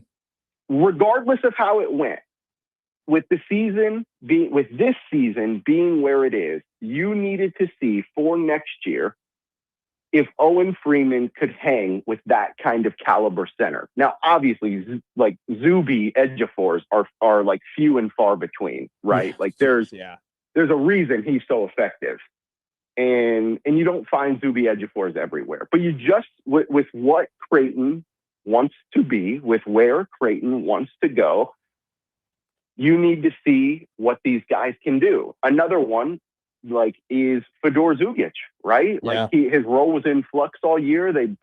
He played well in the loss at late in the loss at Georgetown. Was integral in the comeback to beat Seton Hall at the buzzer. He hit a couple of threes late, and obviously he gets rewarded by going into the starting lineup and this, that, and the other. But, just my point being, guys like Fedor, guys like Hudson, people who have kind of been like had their role in flux all year. This is the opportunity for those guys to say, hey, this is what I can do. This is what I can be. Let me show you. And inversely, it's an opportunity for Creighton staff to say, here's the player you are. It either will or will not fit into what our vision is for next season, right? Yeah, 1,000,000%. Yes, Matt. I'm not looking for any one thing or at any one person in particular. I'm simply sitting back and observing over the next few games, as I'd imagine Creighton staff is doing, to see who, what can be a part of this team moving forward. All right, John Walker. Last year, the Big East got 5 teams into the NCAA tournament. Xavier was kind of that final team that they were able to get in. It was 5 teams. It was great for the conference, right? A conference that, before that had kind of struggled at times, and you even had to have Dan Hurley go up to a press conference and say, this is ridiculous that the Big East is only getting, so many bids, not getting enough bids. Let's look at this season, right? And then let's look at the outlook. St. John's and UConn are going to get in this year in the NCAA tournament. There's no reason thinking that they're not going to be able to continue to do that under the tutelage of Dan Hurley and Rick Pitino. You got Kevin Willard in his first year, has Villanova back in the dance. Then you have Marquette and Creighton, who are having bad years, but I think based on history, we can say that these seasons that these 2 teams are having in the Big East are more so outliers than they are the norm. Then you have a team like Seton Hall, who may or may not get into the tournament this year, probably more so on the may not line, but definitely still are, have been competing to get in the NCAA tournament, and for a while had been kind of on that 50 to 51 marker on the net ranking. They're currently 55 with a record of 19-9. And then you have DePaul, who is trending in the right direction and has a professional coach in Chris Holtman. And despite that, it's not what it used to be. The Chicagoland area is still a great area for high school recruiting and high school prospects, along with the fact that DePaul has proven they can spend some money to go into the portal. I just named you 7 teams: St. John's, UConn, Nova, Marquette, Creighton, DePaul, Seton Hall. Do you think there's a chance the next 2 to 3 seasons that the Big East could get 6 teams in the NCAA tournament? No. Okay. I don't. Okay. I think in this current landscape, in this league, 5 is probably the cap. All right. I would love to be wrong. I hope I'm wrong. Yeah. But I think 5's kind of the cap. The problem is when you have an 11-team league and everyone plays each other twice. Cannibal. As we've seen this year, it can cannibalize itself. And Greg McDermott talked earlier this season, I think like right after the new year, like you have to wait. The goal is that 4 teams separate themselves from the rest of the pack. Yeah. Right. And this year, only 3 teams did that. And the bottom of the Big East, I saw something the other day, like all 11 of the Big East teams were in the top 100 of the net. That's an outstanding accomplishment. But the middle of the league is not as far separated from the bottom as it has been. And because some of the reasons that you pointed out, Matt, like imagine if UConn, St. John's, Nova have like done what they've done, right? And Creighton and Marquette had the years that they've had over the last handful. Well, then we're actually sitting here talking about a 5-bid Big East. Sure. And maybe, obviously, in that situation, like you don't know what happens with the Seton Hall. You don't know what happens with whatever, right? But yeah, I just think that in this landscape, in this format, in this iteration of the Big East, 5 teams is probably the cap. I'd love to be wrong. But yeah, I just don't know. Yeah. I really don't. I think your argument of cannibalization is kind of spot on, because let's look at the Big 12, right? The Big 12 has 16 teams, and they have some really high quality teams in that league, but they're only going to get 8, 7 or 8 in. Why is that? Because they're all beating up on each other in the regular season, right? Like they're all, and like their seed lines have kind of dropped from the top a little bit, because what happens? Well, Kansas loses to Cincinnati, but then Kansas beats Houston, and then Houston plays Arizona, and Arizona beats Houston, but Kansas beats Arizona, and then Iowa State loses to BYU, but then Iowa State, like that in good leagues that happens. And then, when you have a lot of those quality teams, in a way, it sometimes limits the bids that you have. And I think with 11, you might be right. Like they would have, like the Big East would have to have a really, really, really good non-con, a non-con we haven't seen from them recently for them to do that. But I do think The argument is more so you could make the argument that, hey, the Big East in quality, especially the middle teams that you're talking about, are going up. And especially with kind of the rise of DePaul and Seton Hall, you just got to make sure that your horses in Marquette and Creighton get back up to level. Yeah, absolutely. And like, we I think as you mentioned, Matt, like history would tell you, the numbers would tell you that Creighton and Marquette will not be as bad next year as they are this year, right? Like in theory, right? And who knows what happens year to year, but like that's what Creighton and Marquette should not be as bad next year as they have been this year. And yeah, so they'll be better. But the fact of the matter is, and this can't change until it does, right? Like it is so hard to have 6 teams, let's say 5. Let's say you get 5 sure thing tournament teams and 1 bubbly team, right? Yeah. So that's what happened last year. Like Xavier was bubbly. They went to the play-in in Dayton. They won their way in. Boom, we got 5 teams, right? But it's so hard in an 11-team conference where everyone plays everyone to have both 5 teams separate and 1 other bubbly team and have the bottom of the league remain quality. Sure. Because if those 5 teams are stockpiling enough wins to get to the tournament, then that means they're beating all the bottom teams. So you know what I mean? Yeah, and they never win. They never slip up. Yeah. So it's like DePaul is better this year because the gap between DePaul and Creighton, for example, even if only for this season, the gap is smaller than it has been over the last 5 years or so, right? So what that means is those wins that Creighton has traditionally gotten over a DePaul, those are now non-existent. And those games, those wins are going to a team like DePaul. So it's like, sure, the bottom of the league is significantly better, but it costs the middle of the league in some like sick sadistic way, right? Yeah, 1,000,000%. So I don't know. I really don't know what the solution. Well, the solution is to like show out in non-con play. Yeah, that's really you'd have to have an insane number. The only way to do it, so that your teams, your metrics can withstand losing a few games in the Big East. Yeah, and we've obviously seen that with like St. John's. We've seen that with UConn. Like they play gauntlets of non-conference schedules, and they capitalize on those opportunities. St. John's not so much as UConn this year, right? But whatever. I'm not really sure what the fix is, but I think the cap is probably a handful. Unfortunately, but I'd love to be proven wrong sometime in the next couple of years. Well, very rarely wrong are you, and we can't wait to read your gamer tonight after DePaul takes on Creighton here in Omaha. John Walker, always the best of the OWH. We'll talk to you soon, my friend.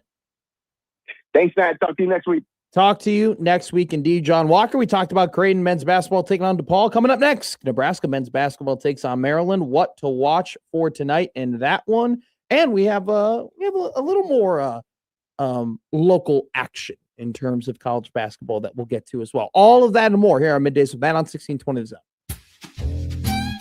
Middays with Matt on 1620 The Zone.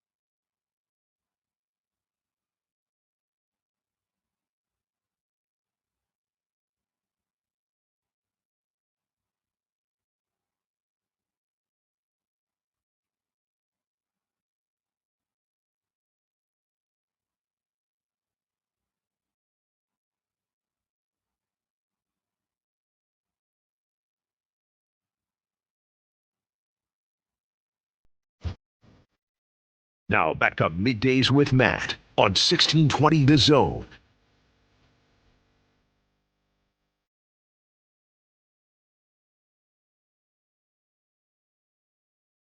God, I love Josh Johnson. Yeah, baby. You're so good at your job. You really are. John's in the chat. John, it's been a while since he's been around. I missed him because John, here's the thing. We like John Jacob Jingleheimer Schmidt. Here's the thing. People were like, I get made fun of it. People like joke about me, okay? And I have noticed that about you. And yeah. the thing is that like there are some times where I'm like, I'm not a big fan of it, but there are other times I love it. Like I just love having fun with people. I love when you embrace it. And it's just like one of those things where it's like I love it as long as you don't get offended when I give it back to you. And there's John and there's Andy and there's Brian and there's Corey. And I love it when those four guys are in the chat because they keep me honest. All right? They keep me honest. They keep me on my toes. John writes in, Matt wants to talk about the Bears. I really don't. I'm being real with you. I don't. I really don't have any. Like I've talked about them so much, and I'm just kind of taking a break from them right now. I don't mean to talk about the Bears, but excited, not excited about the offseason? Like No. I'm excited. They have to make some new moves. Like they're gonna lose some guys. Like Nashawn Wright was making $1 million. He's gonna make $16 million for somebody. I don't even know who that is. He was the guy who stripped the ball and got a bunch of interceptions. And we should pay that guy. Well, we already are paying everybody else. We are paying a lot of. I would pay the guy who produces. We're paying a lot of old men who didn't produce enough on defense. So we got to figure that out. We got to find some solutions at the D line. I'm excited. Like DJ Moore is going to get traded. Tyson Bagent's our backup. He'll get traded. They're gonna retool. Like it's gonna be a different looking team, and they're probably not gonna be as good as they are last year. That's where I'm at. But Caleb could take the next step. See, I don't want to talk about the Bears. I actually want to talk about the Nebraska men's basketball team. Nebrasketball. I do. Nebrasketball is. So I saw this. John Rothstein kind of made like a case of like Fred Hoiberg should still be the coach of the year. I think there are two really good arguments for coach of the year right now. I'm not really gonna like. Some people might think I'm gonna say John Shire because Duke is 26-2 and they just beat Michigan and they're gonna be the #1 overall seed. I don't think the head coach of Duke should ever win coach of the year. It's baked into the cake that you're going to be one of the best 10 teams in the country. God bless you. There's no. Yes. Not that he's not working, but preach. Yes. Look, I'll just say it's not as hard to win there. No, it's not. It's not hard at all. Okay. You have all the money, you have all the resources, you have all the tradition, you have all the prestige, you have the stadium, you have the bright lights on you. Like if you're a top 5 college basketball player, how could you not want to play at Duke? Oh, we only have 3 McDonald's All-Americans on the team this year. Oh, we're such a poverty program. And even since like Coach K has left, it's just kind of one of those things where. And I love John Shire, Chicago boy. All right. White Mike, the guy. Chicago. Okay. But at the same time, like Duke doesn't really have to recruit as much as other teams has to recruit because. You want to go to Duke? No. Okay. Guys just literally roll out of bed and be like, oh, I want to go to Duke. And then they go to Duke. And that's it. Right. Like they're not getting like John Shire doesn't really have to be begging and trying to get booster money or get guys to be on his team. Does he have to fight for some guys? Yeah. But if he doesn't get that, if he doesn't get the 4th best player, he'll get the 7th best player. Whoop-de-doo. Okay. I think Dusty May, though, and I think it more so stems from the fact that he's had to, he built through the portal coming from FAU. He built through the portal this year, did a great, it wasn't, I got the McDonald's All-Americans. Got Yaxel Lendenberg, who could have been an NBA guy. Got Merez Johnson from Illinois. Elliot Cadeau has absolutely killed it. Like, to only lose one game in the Big Ten, if they were able to go 19-1 in the Big Ten, would be absolutely insane. Yeah, man. I'm like, I think it would be Dusty May, and then I would go Fred. Especially Fred's your 2. Fred would be my 2. I think what Dusty May has done in Michigan is absolutely remarkable. And, two games that they're going to end up losing is a weird game to Wisconsin and then a really good game against one of the best teams in the country. Like, I would say Dusty May 1 and then Fred 2, because I think that you have to just acknowledge the fact of how flipping insane it would be to only lose one game in the Big Ten. Like, that's just crazy to me. Like, that just doesn't happen if they're able to pull that off. But then I think you also have to balance the fact that Nebraska they're going to go 14th in the Big Ten. They were projected to go 14th in the Big Ten, and they could end up winning 15 Big Ten conference games. I think that would be absolutely remarkable. Big game tonight. I think it's Fred. Yeah, and honestly, like, that's not even me like pandering to the home crowd. Like that, it's Fred. You can say it's Fred, and I don't have a ton of pushback because I just think there's like the two balances, right? The balance of like there's a balance of what did you succeed and how did you exceed, right? What was your success, and then how much did that success exceed expectations? And I just think the success of Michigan, along with, it's not like people thought Michigan was going to be bad, right? I mean, by any stretch of the imagination, right? But they weren't projected to be the top team in the Big Ten. The top team in the Big Ten was projected to be, Purdue. Now, Michigan was, preseason ranked 8th, okay? They were projected to be the second best team in the Big Ten, so it's not like they were battling back. But to go 19-1 in the Big Ten and to not win Coach of the Year, come on. For Coach of the Year awards, I'm usually judging it against expectations. Sure, if you're going fully off of it depends on how you measure things. If you're going off of expectations, it's Fred. It's Fred every day of the week. And then it's probably, Vanderbilt's lost 6 games now, so maybe Byington would have to be in that conversation. But it's if you're purely going off of what were they expected to do and how did they achieve that, okay, it's Fred Hoiberg. 19, if they were to win out though, lose 2 games all year, one of them to the number 1 overall seed, and then the other one to, Wisconsin on a weird game, and they only lose 1 game in the Big Ten, I don't know how you don't give the Coach of the Year award to Dusty May. I don't. The Big Ten is going to get either the most bids in the NCAA or the second most bids in the NCAA. The Big Ten is going to have probably 5, maybe even 6 teams end the season in the top 10 in the net ranking. Okay?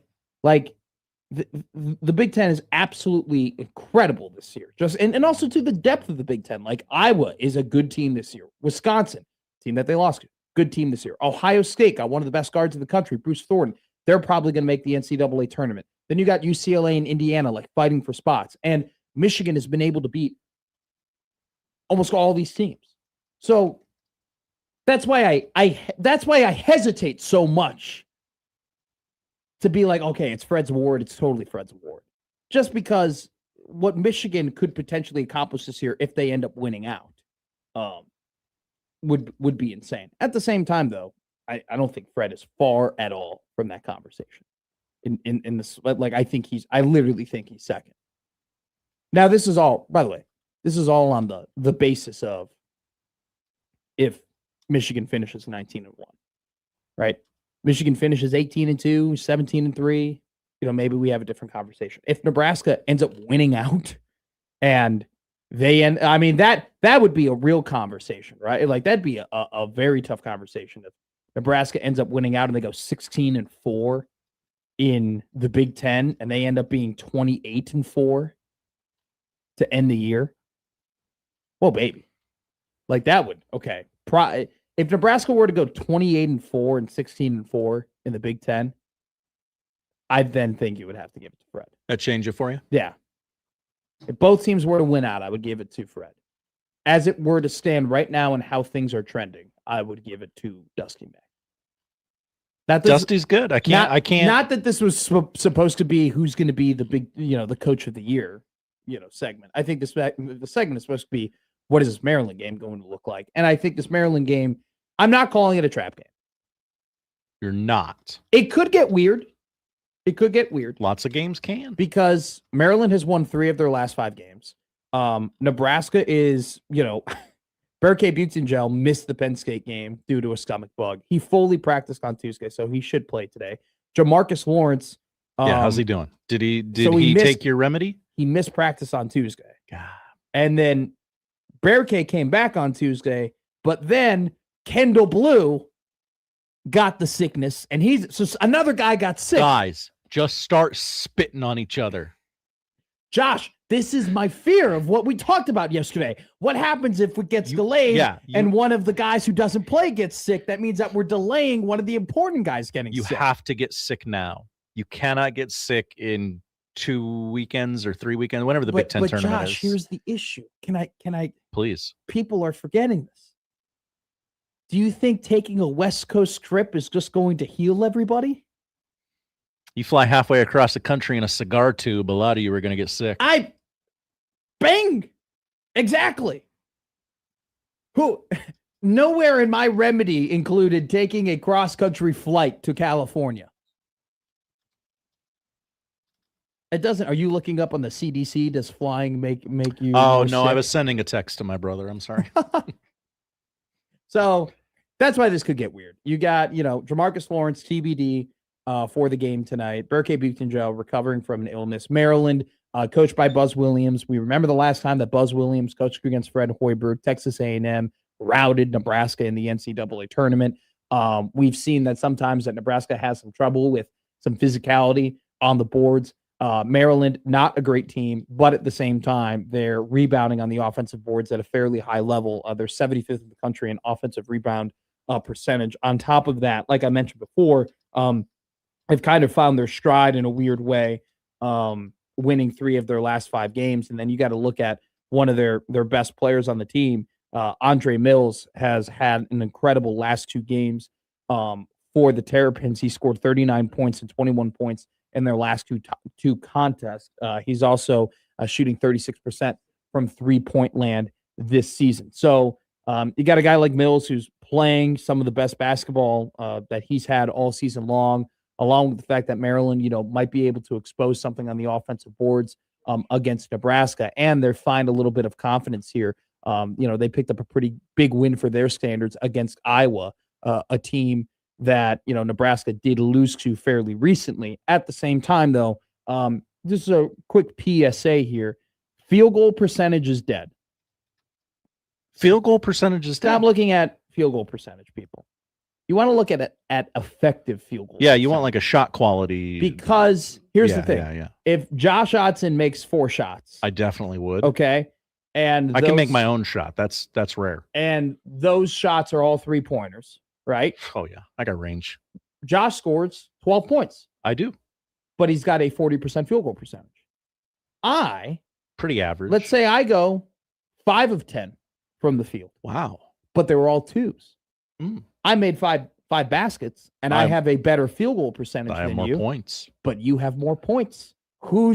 We've taken the same amount of shots. Who's the walking bucket? There you go. We've taken the same amount of shots, right? But Josh has made 1 less bucket, but he scored 2 more points. Effective field goal percentage cuts through that. Josh's effective field goal percentage, because of the addition of how many points compared to 3-pointers, or how many 3-pointers compared to 2-pointers, would be higher. Okay, effective field goal percentage, trust it. It balances that all out. Maryland, they're 325th in the country in effective field goal percentage. Teams are averaging 55% from the field against them. Nebraska's going to be able to score. I don't think Maryland's going to keep up with it. If I were a betting man, I would take the Terrapins plus 16.5. Let's go to the Prairie Flower Casino hotline. Prairie Flower Casino, play longer, win more. Alan is on the line. Alan, you got some remedies? Hi, Matt. How are you, man? I'm great, man. It's great to hear from you. This is my, I guess, what do they say?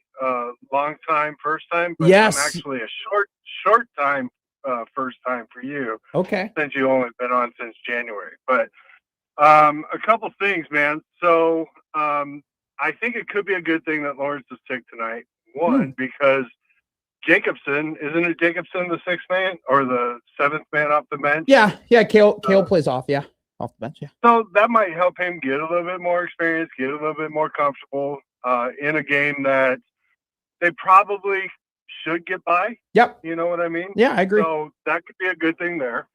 The other day you were saying about drinking the Kool-Aid. I just want to touch briefly on that. Sure. I'm 55, and I will tell you, you have the spirit of a young man because I am on the other side of that Kool-Aid, man. Anymore, they've got to prove it to me. Yeah. You know, I just have no faith for this upcoming football season.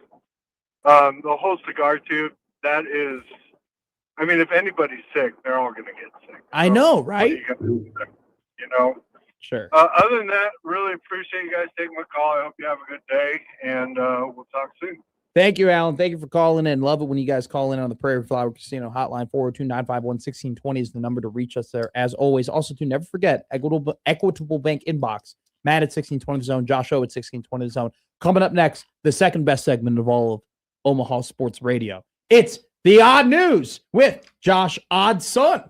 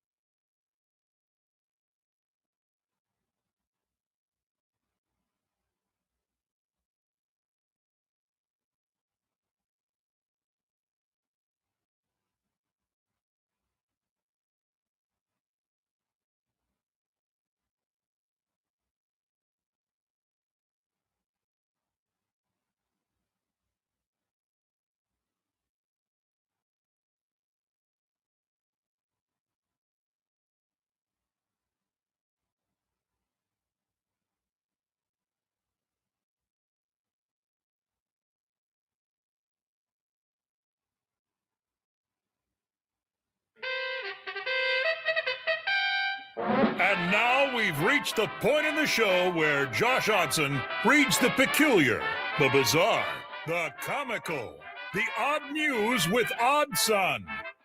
Odd news, Odd Son. See what we did there?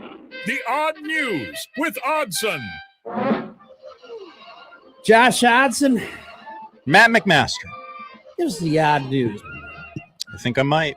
You might? I might. Wait, yeah. You're thinking about it? I am considering delivering the odd news. We teased this and told everybody that you would do this. What do you mean you're thinking about it? All right.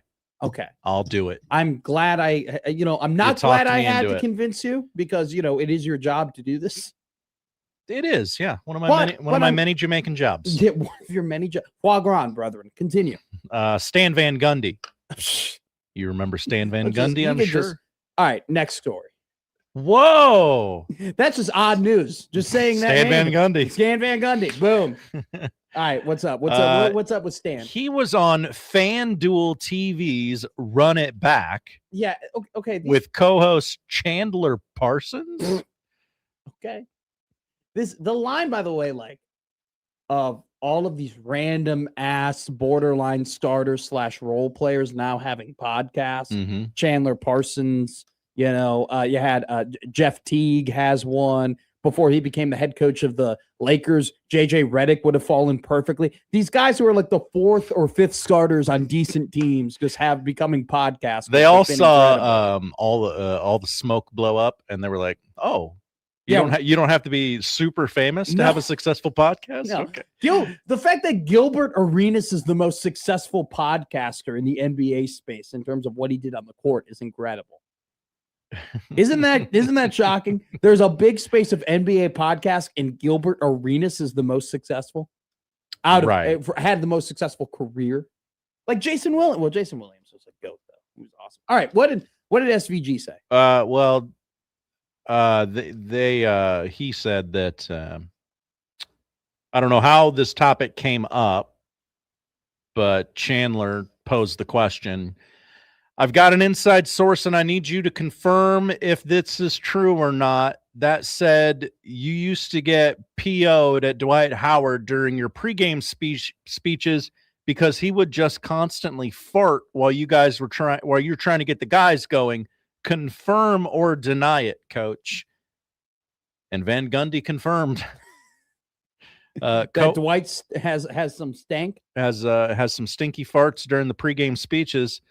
Michelle Beadle, who's a co-host on this show, said that's disgusting and awesome. Van Gundy continued. Here's the thing with Dwight, though. Dwight could goof around and have fun, and I remember having a talk with him once. I said, Dwight, you need to be more serious when we're preparing. And he said, Stan, I've got it all. I know what you're saying. And he did. Dwight's by far the smartest big guy I've ever coached, and that was part of his greatness. But he liked to fart. Yeah, he liked to have fun. Quote unquote. We all know what your quote unquoting is, Josh Odson. They're just rumors. Yeah. Continue. Case of sibling rivalry. Do you have a sibling, Matt? I don't remember. I have two of them. Okay. Would it shock you that I'm a middle child? That tracks. Thank you. A little bit. Thank you. A man in New York facing charges after being accused of trying to kill his older sister with a crossbow. Well, what did she do? Well, she wanted the house to be warmer, of course. Nassau County Police, you set me up perfectly for that. Thank you. Went to a home in Long Island on Friday around 9:15 p.m. and found a 28-year-old with a cut to her face. She had just returned home and was attempting to close the garage door when she felt the pain of an arrow grazing her. Officers found an arrow lodged in the wall. The DA told a local news station that the victim's ear had been hit, and we were just inches away from a homicide. Oh my God. The shooting was motivated by a brother-sister rivalry over what the temperature of the house should be. She liked to keep it cooler. He wanted it warmer. So he attempted to murder her? Apparently, with a crossbow. Just want to. That's a little too far. Oh, good take, Matt. Maybe if he... I'm all for slight physical violence when it comes to your siblings, okay? But nearly murdering them. Now, my brother and I, got into a fight in the pool, and I was literally inches away from the back of my head hitting the edge of the pool, and like, oh no, it was insane how it was almost like awful. But anyway, the man, this is terrible. By the way, the thermostat raises a lot of tensions. It does. Like, I'm going to tell you right now, you think you're close. This isn't now. Should we get to the point where we're nearly murdering each other? No. But if you want to see how close of a family that you are, start touching the thermostat and see how things go. Sammy Seedholm was charged with second-degree attempted murder, first-degree assault, fourth-degree criminal possession of a weapon, tampering with physical evidence, and first-degree stalking. My Lord. His defense is that this was a prank gone wrong, and that the rumors of a sibling rivalry over the temperature of the house are false. What a stupid prank. If I could swear, I would. This is just a stupid flipping prank. The guy's an idiot. Here's the thing. Even if you didn't attempt to murder your sibling, you're just a dumbass. And for being that big of a dumbass, you should get punished in some way. Absolutely. Totally agree. I'm for punishing stupidity. Great take. Thank you. Finally, last one.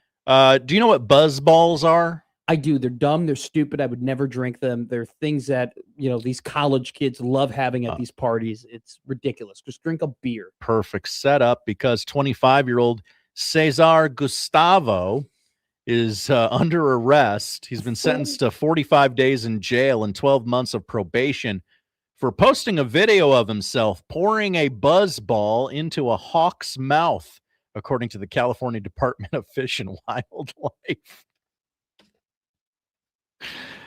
Did you just decide we're just gonna showcase the stupidest individuals on the Odd News today? Yeah, that's what the whole segment is, man. So a buzz ball, it's a pre-mixed cocktail. They're not even that big. They're like 6 ounces. Yeah, they're stupid and they're full of sugar. And a guy buys one, posts a video of himself to YouTube, mixing the drink and pouring it into the hawk's mouth. Do uneducated humans just think that the wilderness is their playground to use and abuse animals whenever they so please? They absolutely I do. see these stupid videos of these idiots throwing dynamite into a pond, not understanding how air works and the fact that you zap and you literally kill the gills of fish and they die immediately. And they think it's funny. The video, people are stupid. The video was captioned, "Hanging out with the homie, Hawk loves him some buzzball." Can you imagine being in a penitentiary, be like, "What are you locked up for, Caesar?" That was the exact scenario I was thinking of. Well, I was hanging out with the homie, and I didn't realize I couldn't give the homie the buzzball. Oh, underage kid? No, a hawk. Oh, you bought some buzz balls for some teenagers or something? Nope. No. I fed one to a hawk. Yeah, I had so many. How did he become friends with the hawk? How did he get the hawk to remain calm? Did the hawk like it? Yeah. Did the hawk fly after? Diaz allegedly released the hawk before wildlife officials could intervene. The condition of the hawk is unknown. That hawk's dead. Yeah. That hawk probably died. I got no information on the hawk or how he coerced the hawk into taking the buzz ball. You can't even coerce a human into taking a buzz ball. I wouldn't. They're disgusting. They look like they would be disgusting. Yes. But if they were to sponsor us, they'd be the greatest drink we've ever had. I guarantee I would triple their profits. I if would they sell sponsored out this so show. quickly for Buzzball. That's the thing. When we talk crap about these brands, you know what? I wish a brand would do that, where they hear somebody talking crap about them, how much they hate their product, and be like, "Oh yeah, all right, you hate our product so much. Here's money to sponsor us." Boom! You got to talk about how much you love us. Love me. And we would do it gladly. We would. Oh my gosh, anything for money.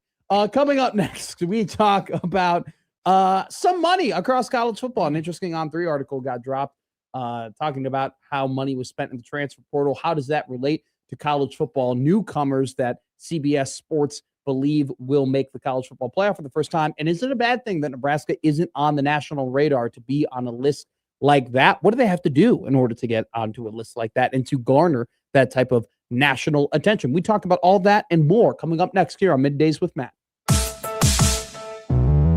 Middays with Matt on 1620 The Zone.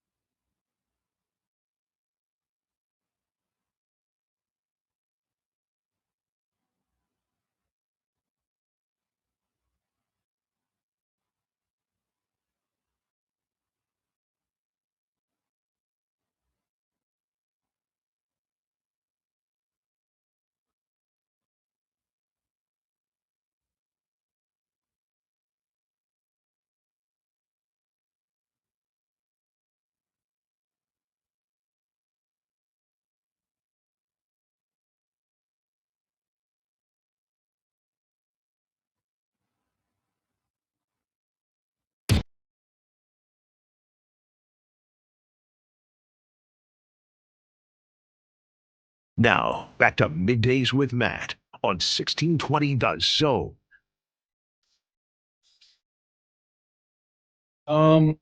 There is a new article that just dropped from ESPN's Jeff Borzello. His 5,000 word hot seat and coaching carousel preview for college basketball. It's a lot of words. I did not read that in 3 minutes and 45 seconds, by the way. You did not. Okay. Here's what I did do, though. Because in this article, he goes ahead and he previews like what are, the jobs that are available. Only Kansas State is available. He goes ahead and tells you what jobs might be available. Arizona State, Butler, Cincinnati, Memphis, Ohio State, Oklahoma, Syracuse, just a few to name. He also kind of previews what jobs could eventually come open. North Carolina is on there. Hubert Davis might be out the door just because the Tar Heels maybe not reaching those high expectations. Washington's on there. Rutgers is on there. Penn State is on there.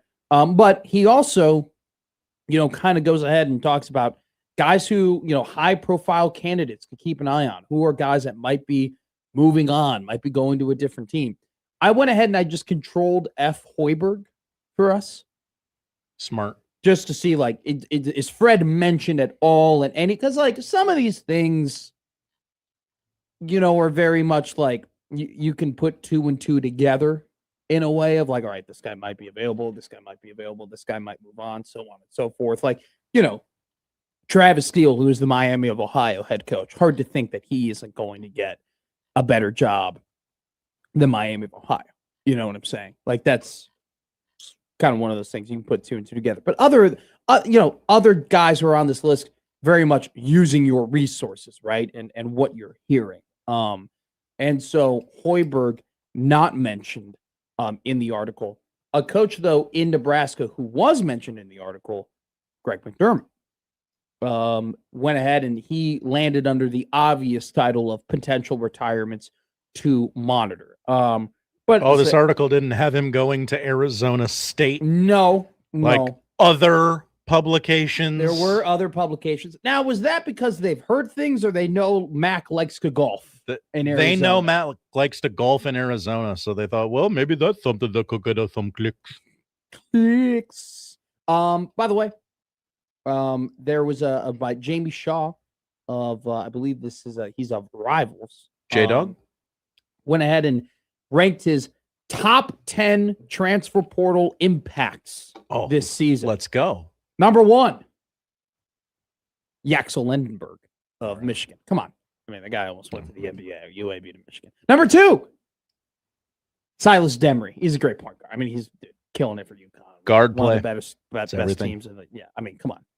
I mean, Connor Happer brought up a great point. Usually does. Of when he looks at other teams and looks at Nebraska, the one thing that he does worry about is the fact that Nebraska doesn't have that go get him dominant point guard where other teams like UConn. Something I've thought about when I'm potentially filling out my bracket. Well, another guy that Connor brought up, Kingston Fleming of Houston. Now, who did beat Kingston Fleming in Houston? Kansas. And they just have a bunch of really good players. They just have a bunch of They just have a bunch of dogs. And one guy who every now and then plays basketball. But it's okay because he's an antisocial loner. Don't you dare tell any of the college basketball experts that he has a problem because Jay Billis and Jeff Goodman are really being he doesn't have an issue, guys. Stop it. He's a great kid. And Seth Davis was like, you just gotta let him do this. Like, what? No, I can criticize him taking himself out of games. Mark Titus put it best of Barstool Sports. He put it perfectly. He goes, there's one of two things going on here. There's one of two things that is going to happen. He either is going to go to the NBA and be tell the teams, yeah, I lied. I kind of, I exaggerated some things. I wanted to protect my stock. The cramps and everything like that. That didn't happen. Or he's got to go and say, yeah, I couldn't handle the impacts of a 35-game season. Which you're going to play 82 games in the NBA, in theory. So his comments after the game this week, it just sort of all clicked for me. I'm like, oh, he's Kawhi Leonard. He's very good at basketball, but he doesn't necessarily like basketball. That's just his job, which is fine. Yeah, but Kawhi antisocial loner. Kawhi kind of turned like that, really after Toronto. Yeah, once he said, San Antonio, I will never put this jersey on again. I will sit for an entire year. And they went, oh, yeah, really? And then he did not play for a year. And they were like, okay, we believe you. We're going to send you somewhere now. Once Kawhi won in Toronto in 2019 and went to the LA Clippers, it definitely, I think that in his mind, his career was kind of complete. He won 2 titles, with the Spurs. It was fun. Good for him. Won in 2014. Mm-hmm. And then he won his second when he was the guy for sure with Toronto. And then from that point on, it was all gravy. Number three on the transfer portal impact watch. It's getting good now. Price Sanford. Hey, I was right. I didn't know that's what it was. 33 points in his last game. Very much well on his way to being an all Big Ten first teamer. Price, no longer playing for a poverty basketball program like the Iowa Hawkeyes. Whoa. Came to a real program with a real offensive coach like Fred Hoiberg has really spread his wings. Who won that in game? Lincoln. Okay, I know. I'm exaggerating, like Price, like Darren Peterson. Yeah. I just want to be Darren Peterson when I grow up. Good goals. Thank you. Seth writes in on Hi, the Seth. Equitable Bank inbox. Equitable Bank, they take banking personally. Old man Doug. Is it okay to get a Hawk drunk? Oh, that's a good poll question. We got to do that. But like, I think it's okay to get Jonathan Taze drunk. I think it's okay. I think it's okay to get, Lenny Wilkins drunk. I think it's okay to get Jonathan Kuminga drunk. Lenny Wilkins is no longer with us. I right? think it's okay to get Josh Smith drunk. I think it's fine to get Damari Carroll drunk. Keeping it local, I think it's fun to get Kyle Korver drunk. Hey, look at that. Who are your favorite Hawks of all time? I'm looking at the Hawks' current roster. It's tough. It's tough. It's a tough hang. Yeah, for sure. I mean, would you consider anyone on the Atlanta Thrashers a Hawk? Technically, that was a bird. That right? was a bird mascot. They wanted the players wanted to interesting. call the arena they played in the bird cage, and they wouldn't let them. Dikembe Mutombo, rest in peace. John emails in. Hi, John. It's being in the airport that puts you at risk of getting sick, not being on an airplane. Oh, okay. The air on an airplane is cycled so often you don't even smell a fart. The germs are continuously expelled from the cabin. Thank you, John. That can't be entirely true. But okay. Unless John claims he's a flight attendant, then I'm not going to fully believe. Poll question up at Middays with Matt. Is it okay to get a Hawk drunk? Jacob Bigelow reveals, I did not know this, current assistant GM of the Hawks, Kyle Korver. Ah. There it is. There it is. I think it's okay to get Kyle Korver drunk. I think it's totally fine. He could probably handle himself. He's an adult. Is it okay to get Jeff Teague drunk? Maybe you can get all those crazy Why? Don't do that. Why? Did he commit a crime that I don't know about? No. It just seems like a loose cannon. Okay. Typically, a loose cannon would be a Winnipeg Jet. Or no, that'd be a Columbus Blue Jacket. Yeah. Damn it. They're a cannon. Yeah. That would have been a bang. You owe me a bang. From 310. Hi, 310. 310. I know. I don't even know what that is. I'm going to look it up. It's like a distant planet. It's California. Okay. Southern? Western and southwestern. So Sacramento? Beverly Hills, Santa Monica. Whoa, Santa Malibu, Monica. West Hollywood. The 310 in his vans, if you will. Writes in, I draft Ibanza over DP2. You're seeing that on some mocks. Am I just saying that? No, I've actually seen that. Bill on some Simmons had a mocks. whole thing about how he would draft Ibanza. That was one of the places I saw it. That wasn't a mock. It was just a guy in front of a microphone. Yeah, but the problem is that BS dropped he's a sure thing. You can't say that. Who's a sure thing? Ibanza. Oh, okay. I'm in the era of like you can never say anything is a sure thing. I would never say that in front of people. I thought Ben Simmons was a sure thing. LeBron, he still might be. I don't know. He's afraid. Ben Simmons is not Sam Darnold. You can give up on Ben Simmons. Wow. I mean, Rich Paul literally was his agent and said you could give up on him. Like he got everything he wanted. It was crazy. What team is he on? Is he employed? I don't know. Right. Is he going back to LSU? It says 2025 Clippers. It doesn't say 2026. I don't think he's playing anymore. Wow. Jay Skirtod writes in. Hi, Jay Skirtod. Poll question. Can you smell a fart on a plane? I'm thinking about this now. I don't think I have. I can't remember the last time I was on a flight and I was like, ooh, somebody farted. You're going to be flying a couple times over the next month days. or so. Yeah. Oh, a lot, actually. Yeah. Which we need to pick at that just a little bit because you have a slight fear of flying. You can do it, but you don't love it. I hate it. The farts, yeah. Never smelled a fart on a plane. I'm just trying to find out if Ben Simmons is You're so worried about Ben Simmons. not currently signed to an NBA team. All righty, let's talk about football. I guess.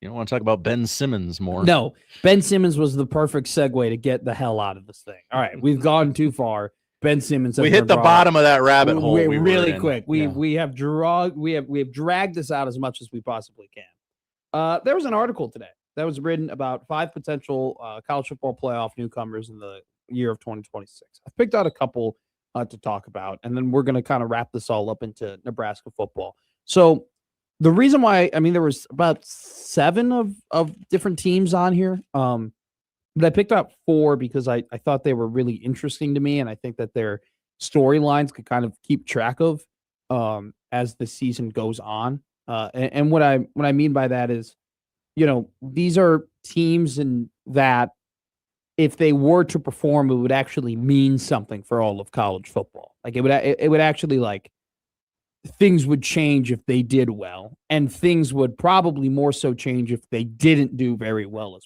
on top of that. So let's go ahead and talk about some of these teams. Number 1 on my list here of the ones that interest me was Oklahoma State, a potential college football playoff newcomer. Here's why. And I want to give people the skinny here on Oklahoma State. They are the first team that I can think of that are actually going to attempt to replicate the Curt Cignetti model. Okay? They are the first team that is actually going to try and look at what Indiana did and say, okay, we're going to do that. We're going to try and do exactly what Indiana did. We're going to try and build it the same way that they did in Bloomington. And the way that they built it in Bloomington ended up in them winning a national championship. And so while I think a lot of people look at Oklahoma State and look at that theory of trying to replicate what Indiana did and say, wow, they're going to try and replicate that probably isn't going to happen. It just seems like Indiana's more so a novelty. They're more so an exception than something that you can repeat. But they hired this cat called Eric Morris, right? If you're a ball knower, you know who he is. If you're not a ball knower, if you're casual, casual fan, nothing wrong with that. By the way, you might be thinking, who is Eric Morris? Well, there was this little team called North Texas last year, kind of came out of nowhere and was 1 game away from making the college football playoff. Tulane ended up getting that bid to be in the CFP. They had to beat North Texas in order to get that college football playoff bid. So Eric Morris from UNT gets hired at Oklahoma State, was 1 game away from making the college football playoff, and goes to Okie State. And guess what he does? He brings in 53 transfer portal players. 53 of them. Top 10 transfer portal recruiting class in the country. Brings in basically half the team, most of which will be starters or backups on Oklahoma State this season. In particularly, he brought plenty of guys from North Texas, the most important one being his quarterback, Drew Meskemaker, who led the country in passing yards last season. Meskemaker, the incredible story about Meskemaker is the fact that this guy didn't even play varsity high school football. And Eric Morris recruited him, brought him to UNT, and he has developed into one of the better throwers in the country. On top of that, Eric Morris was responsible for the recruitment of Cam Ward, who, when Cam Ward was recruited, was a 0-star prospect. So Morris has kind of worked his way up through college football, found an incredible amount of success at UNT, had him 1 game away from the college football playoff, and has really come up to be a quarterback whisperer in a way, a guy that can identify quarterback talent at a very high level and go and develop that talent. So Oklahoma State, if they were in their first year to make a similar Indiana run, I think it would be massive for college football, because Indiana did this. Indiana hired a coach that didn't have, head coaching Power 5 experience before. And they trusted him because he was a winner and he won at his previous spot. And they allowed him to have full autonomy through the transfer portal to bring in the guys that he wanted from his team specifically and other teams across the country. And they ended up winning a national championship because of it. I think people look at Indiana and say, that's not a replicable thing. That's not that's not something that any team can do. That's just Curt Cignetti being Curt Cignetti. Well, Oklahoma State, who, won 1-11 under Mike Gundy last year, and had just an embarrassing season overall. They're a team willing to swing for the fences. Like they're a team willing to, take a risk that maybe skilled teams aren't willing to take. They get the services of Eric Morris. If they could, man, if Morris finds success at Oklahoma State, it's not just going to be, oh, wow, this is a, Signetti thing. That is going to be something that a lot of teams hiring coaches are going to try and do, where they're not necessarily going to look for the flashy name.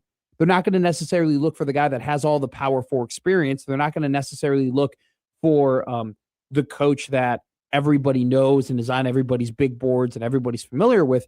There's going to be a continued trend of, all right, let's find the coach that took the mid-major team nearly to the college football playoff or had a ton of success with the mid-major team. Let's hire him so he can bring his guys with us and we can have immediate success and then build off of that success and build momentum. So I think if Eric Morris and Oklahoma State were to have success this year, it'd be massive for college football. Here's another one.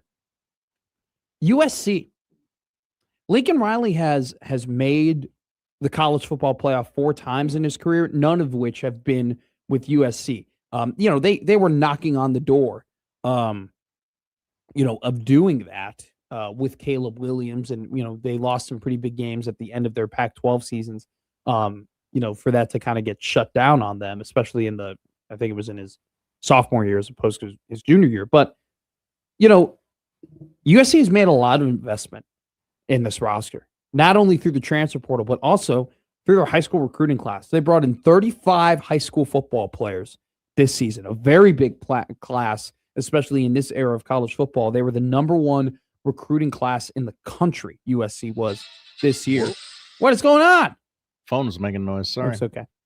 #1 recruiting class in the country for USC this season. A lot of money went into that recruiting class. A lot of money went into high school players. If Lincoln Riley doesn't perform, especially with Jaden Maeva coming back and having King Miller and Waymon Jordan in the backfield, donors are going to be very upset. Donors are going to be like, dude, you've been here long enough. You've had plenty of opportunity to find success and make the college football playoff at USC. We sacrificed the Notre Dame series for you. Like this is, dude, like this is your time. You gotta shoot for this. You got to go ahead and you got to make the college football playoff, because do you know how many coaches would love to be the head coach of USC? Like that is a job that a lot of people would jump ship for. Feel like right? you could find one. Yeah. They have a not a terribly tough schedule, but they got to play Oregon, Indiana, and Ohio State. Their games after that aren't very tough, but they play the big 3. I don't know, man. Like you got to win. You got to go 10-2, and you got to win. You got to beat one of Oregon, Indiana, and OSU. Now, the games against Oregon and Ohio State are both at home, so that could bode well for them. They do have to go on the road across different, all the way to Eastern time to play Indiana and Bloomington. So that might be a tough game. But this is going to be a make it or break it year for USC, because they have standards and they have a lot of money invested in this roster. If Lincoln Riley isn't able to make that into wins and turn that into a college football appearance for USC, that ain't going to go well. Here's another one. South Carolina. Whoa. So they bring back Lenore Sellers. They bring back Dylan Stewart. They bring back Nick Harbor. Those are guys, for those who don't know, could all end up being first-round draft picks next season. Like, Stewart's an awesome defensive end. He's probably the most likely of the 3 to go in the first round. Sellers, who, got hurt but didn't have his greatest season even when he was playing for South Carolina, has the archetype and body and athleticism to be a first-round prospect, and so does Harbor. This is kind of make it or break it for Beamer. I mean, Shane has kind of been on this roller coaster of good season, bad season, good season, bad season. Like, you're in the SEC. There's some expectations. You've put a lot of money into this roster, and they got guys who are coming back, and, they had to go out and get some new coordinators and upgrade their coaching staff. Like, they've put a lot of money into this roster, and this was a SC team, a South Carolina team last year that had some college football playoff expectations after they nearly made the college football playoff the year before. I think they ended the CFP ranked before they played Illinois and lost to them in the bowl game. I think they were in the final CFP rankings. They were like 14th or 15th. So they were knocking on the door of the college football playoff, had big expectations last season, didn't reach those expectations for various reasons. Now they bring a lot of their key guys back. This is a South Carolina job where, the interest, if Beamer were not to work out at SC, it'd be interesting, like, who would they hire next and what would the interest of that job be? Because I think South Carolina, isn't a Vanderbilt job when it comes to the SEC, but it definitely isn't at the same level as a Bama or an LSU or, a Georgia or anything like that. It's not a top level job. I mean, you can maybe make the argument that Florida's a better job than South Carolina. I mean, that could be, an argument that you have. So it'll be interesting to see what Beamer does this year with the investments they made and the fact that they could very well have 3 first-round picks on this roster heading into next season. 33 and 30 in 5 years. Yeah, but it's his great years are great. Yeah. And you're like, wow, he's figuring it out. And then his bad years have been bad. We're like, whoa, is this the guy? I mean, it's been very, very, very up and down. It's as up and down as a 500 record can be. From the 310, which we know is in California. I believe, by the way, I'm just going to assume, first off, whoever we're reading these texts from, give us your name. We would like to put a name to the number. Secondly, he writes in some great information about USC because that's in his neck of the woods. Is it Scott Wolf? USC is going to make a CFP run.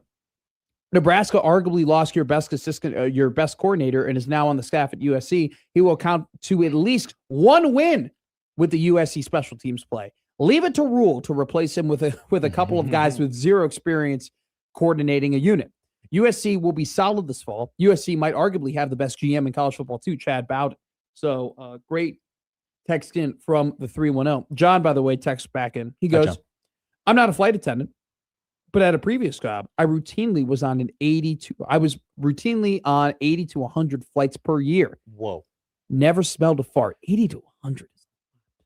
You're like George Clooney and Up in the Air. Too many flights. Great thing I joined an industry where if I'm going to be very successful, I'd have to take a lot of flights. But maybe I become successful enough to be John Madden, and I just never fly anywhere. Oh, okay. Life goal. I like this. Life goal. Be good enough at broadcasting to not have to take flights. Second life goal, buy a house in Brainerd, Minnesota. Put it down on the board. Okay. There are not current now. I didn't find it on DraftKings CFP playoff. Let me see if I can find it elsewhere. I want to see what the odds are here for the college football playoff. See, there's only national championship winners. Okay, good. There's not any to make the college football playoff. I haven't missed my window to cash in on Texas Tech to walk into the CFP next year. Well, yeah, we're betting that together. Here's another Big 12 team though. That I think very well can make the college football playoff next year. Okay. A Big 12 team that their toughest opponents are Notre Dame and Utah. That's not that bad. Okay. A Big 12 team that had a stud freshman quarterback and maybe the best running back in the entirety of the Big 12. LJ Martin. I'm talking about the BYU Cougars, baby. Always a threat. They got a really good quarterback running back duo. They upgraded at the offensive line. They kept some guys. They brought in some guys. They have a lot of returners coming back on defense. Kalani Sitake is very quietly one of the more underrated and better coaches in college football. He was going to coach Penn State. Remember that day? And then Crumble Cookie said, no, you ain't going anywhere, my man. I think I'm going to place a BYU future to make the college football playoff. Hello. They were nearly there. They were knocking on the door last season, but they dropped the ball against Texas Tech. Not once, but twice. I think BYU does it. I think BYU makes the college football playoff. I think they take advantage of a fairly easy schedule with plenty of returning guys. And you got to remember, BYU's got money. They've invested this year. Got a really good quarterback, got a really good running back, have some continuity on the defensive end while also improving their frontline guys on offense. I like BYU. BYU, I don't know what the odds are right now, so I can't tell you in full confidence, but more than likely they will be a Matt McFuture next season. BYU didn't make college football playoff. Nebraska wasn't on this list. Should we care? Should they be? Is this where you expected Nebraska to be through 3 years of Matt Rule? I want to hear your answers. Are you disappointed that Nebraska isn't one of these teams that we're saying, hey, could be the year that they make the college football playoff? I want to hear your Matt at 1620zone.com on the Equitable Bank inbox, or call in 402-951-1620. Is this a list that Nebraska should be on? Is it disappointing to you that in the 4th year of Matt Rule that Nebraska isn't getting this national outlook that maybe these other teams are getting? Why isn't Nebraska on this list? Where have the failures been? I'm oddly used to it, I guess. Sure. That's probably some complacency that shouldn't be there. We'll talk about that. We'll talk about all of that and more. And maybe why this might be a little bit closer to the year 3 that we're accustomed to in year 4. I'm going to throw out a little bit of a theory for you. Just a little bit. I'm just going to sprinkle a theory. I'm going to sprinkle a little something for you. Then we'll move on. We'll have Wacky Guess Wednesday. All right? Where I'm going to sprinkle something and you're going to get mad about it and people are going to yell at me. And then I'm going to pull back and then we're going to talk to a WWE champion. Coming up next here on Middays with Matt on 1620 The Zone. Middays with Matt on 1620 The Zone.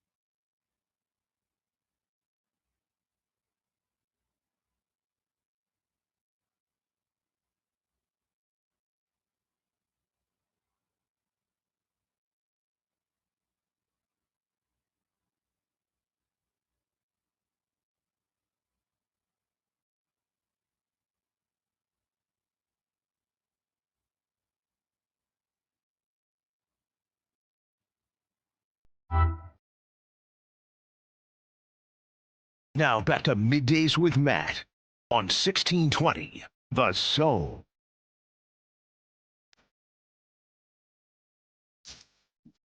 Brett Maher went to the podium. I don't see any quotes. Did he not say anything interesting? I saw Sam commend him for being focused and buttoned up, just like he was as a player. Yeah, but no quote. So I watched 2 minutes of it. Brett seems like a good guy. What'd you Just think? I think he's a intelligent human. He's not, doesn't have a ton of energy necessarily. And I guess we're comparing him to Mike Eckler, right? I mean, everybody has all the energy. Yeah, everybody looks at, that guy's Pikachu. Everybody has no electricity compared to him, But at the same time, I think Sam's right. I think he is buttoned up. He is pretty sharp. You can tell that he has a ton of experience, that he knows what he's talking about, especially when it comes to the kicking game. Had an interesting quote where, I'm assuming he was referencing Kyle Cunanan. I didn't know that for sure, but he was talking about different kicks and whatnot, and definitely had some interesting insight on you want your, you have to balance the potential of your kickers with the consistency of your kickers.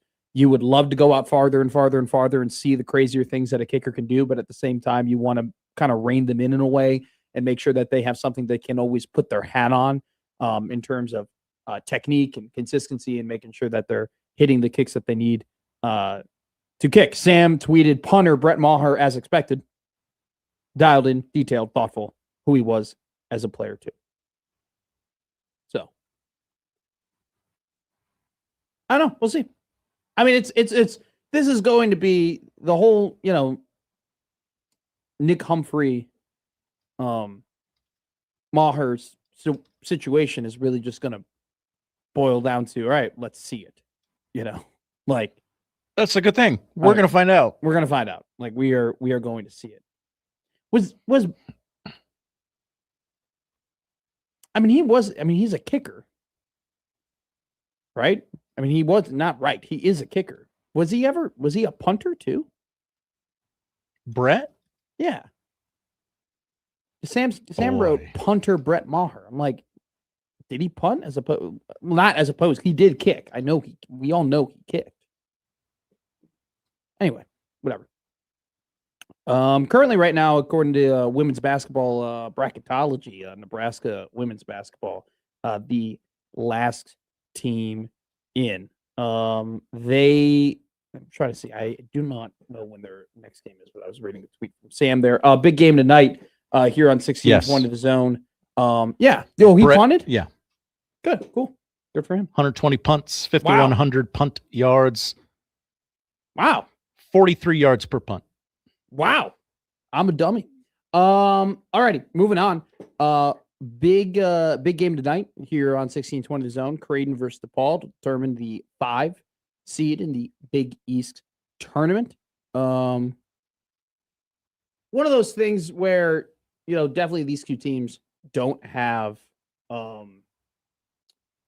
a ton to play for an NCAA tournament berth. Like, this isn't a game that's going to determine their net ranking or anything, or, that really is going to determine whether or not they're in or on the bubble or anything like that. But a game that'll determine Big East standings and who's wearing what jersey potentially when it comes to when these teams might play each other in the Big East standings, along with the fact that if you are the 5 seed, you don't have to play a game in the first round, the Big East tournament, Madison Square Garden. Also, too, would be a massive win for DePaul if they got to 7 wins in the Big East standings, because they haven't done that since 2019. They've only done it twice since they joined the league in 2005. It'd be big for Chris Holtman to see if they could, actually build something and be trending towards building something at DePaul, which would be very good for the health of the Big East. Also, very big game for Nebraska football, or sort of Nebraska basketball, rather, who plays tonight against Maryland. Maryland, not one of the best teams in the Big Ten, actually on the other side of that, but they've won 3 of their last 5 games in Big Ten play. Andre Mills, one of their best players, he scored 29 or 21 and 39 points in his last 2 games. Maryland has the ability to expose, Nebraska on the boards, especially on the offensive boards. One of their better skills is offensive rebounding. At the same time, not good on defense are the Terrapins, and Nebraska basketball, especially if they shoot the way that they shot against Penn State, will expose that against Maryland tonight. So 2 big games for Creighton and Nebraska men's basketball this evening. I gave you a prompt. College, we had a college football playoff newcomer list. 5 teams that could be a newcomer in the college football playoff next season. I asked you, I'm not saying, by the way, some people took it as I was like, should Nebraska be on this list? Nebraska should not be on this list. Nebraska has not earned the right to be looked at as a team that could be a newcomer in the college football playoff, especially with how last season ended and the fact that they were underwhelming in the transfer portal. Let's just call a spade here, guys. Like they were not a top 10. They were not a top 20. They were not a top 25. They were outside of that. When you go back and you look at the Baylor rosters and the Temple rosters and how those teams were built and what their success stemmed from, Matt Rule, when he got to Temple and he got to Baylor, cleaned house and immediately started playing younger players, started playing inexperienced guys. And that's why Temple and Baylor in their first seasons with Matt Rule being their head coach, they were terrible. They were awful. They were the worst teams in their conferences because they had a ton of young, inexperienced, maybe not as talented players on their rosters, trying to keep their head above water. And then in year 2, because of the experience that they gained, they took a bit of a leap, a next step. And then in year 3 and year 4, when those younger players went and became older and more experienced and had all of those games under their belt, they won double digits. They went to conference championship games, right? They achieved the things that gave Matt Rule the merit that allowed him to be the head coach at Nebraska. That's what he did. He got to those 2 schools, got younger players, played them right away, had them gain experience, and then cashed in on them when they were at their peak in terms of all the games that they had played. He didn't do that at Nebraska. I think that's always been an interesting thing that sometimes we gloss over when it comes to Matt Rule and the University of Nebraska and his tenure here. He didn't come to UNL and go, all right, see you, Ty. See you, Nash. See you, Deshaun. We're getting rid of everybody. No, we appreciate Luke Reimer, and we appreciate Nick Henrich, and we get it. These guys have been here, but in the past, this is what we do. We bring in a whole new group of guys. We bring in young players. We have them take their hits. Then we kind of build them up. Didn't do that. Right? He kept everybody. He brought in a coach on defense that took those guys who, as a unit the year before, weren't good and made them one of the better units in the country.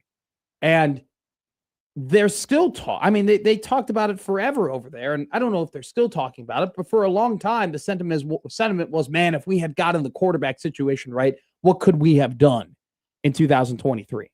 And that question led into 2024 when they go, man, like, if we had a good quarterback, we could have been an 8-win team. We could have really made some noise right away with the group that we had. We got to go and get a quarterback. And what do? They invested in the now, but they also invested in the future with getting the 5-star Dylan Raiola, along with bringing in Banks and bringing in Nair and bringing in Dante Dowdell and, beefing up the offensive line, and keeping a lot of the same pieces that they had on defense. And so they went into 2024 being like, all right, we can really flip the switch this year. This is going to be the year. If we have solid quarterback play, how big of a jump can we make? And they got better and they made a bowl game, but they didn't take that big of a jump. And they nearly beat Ohio State, but they didn't close it out.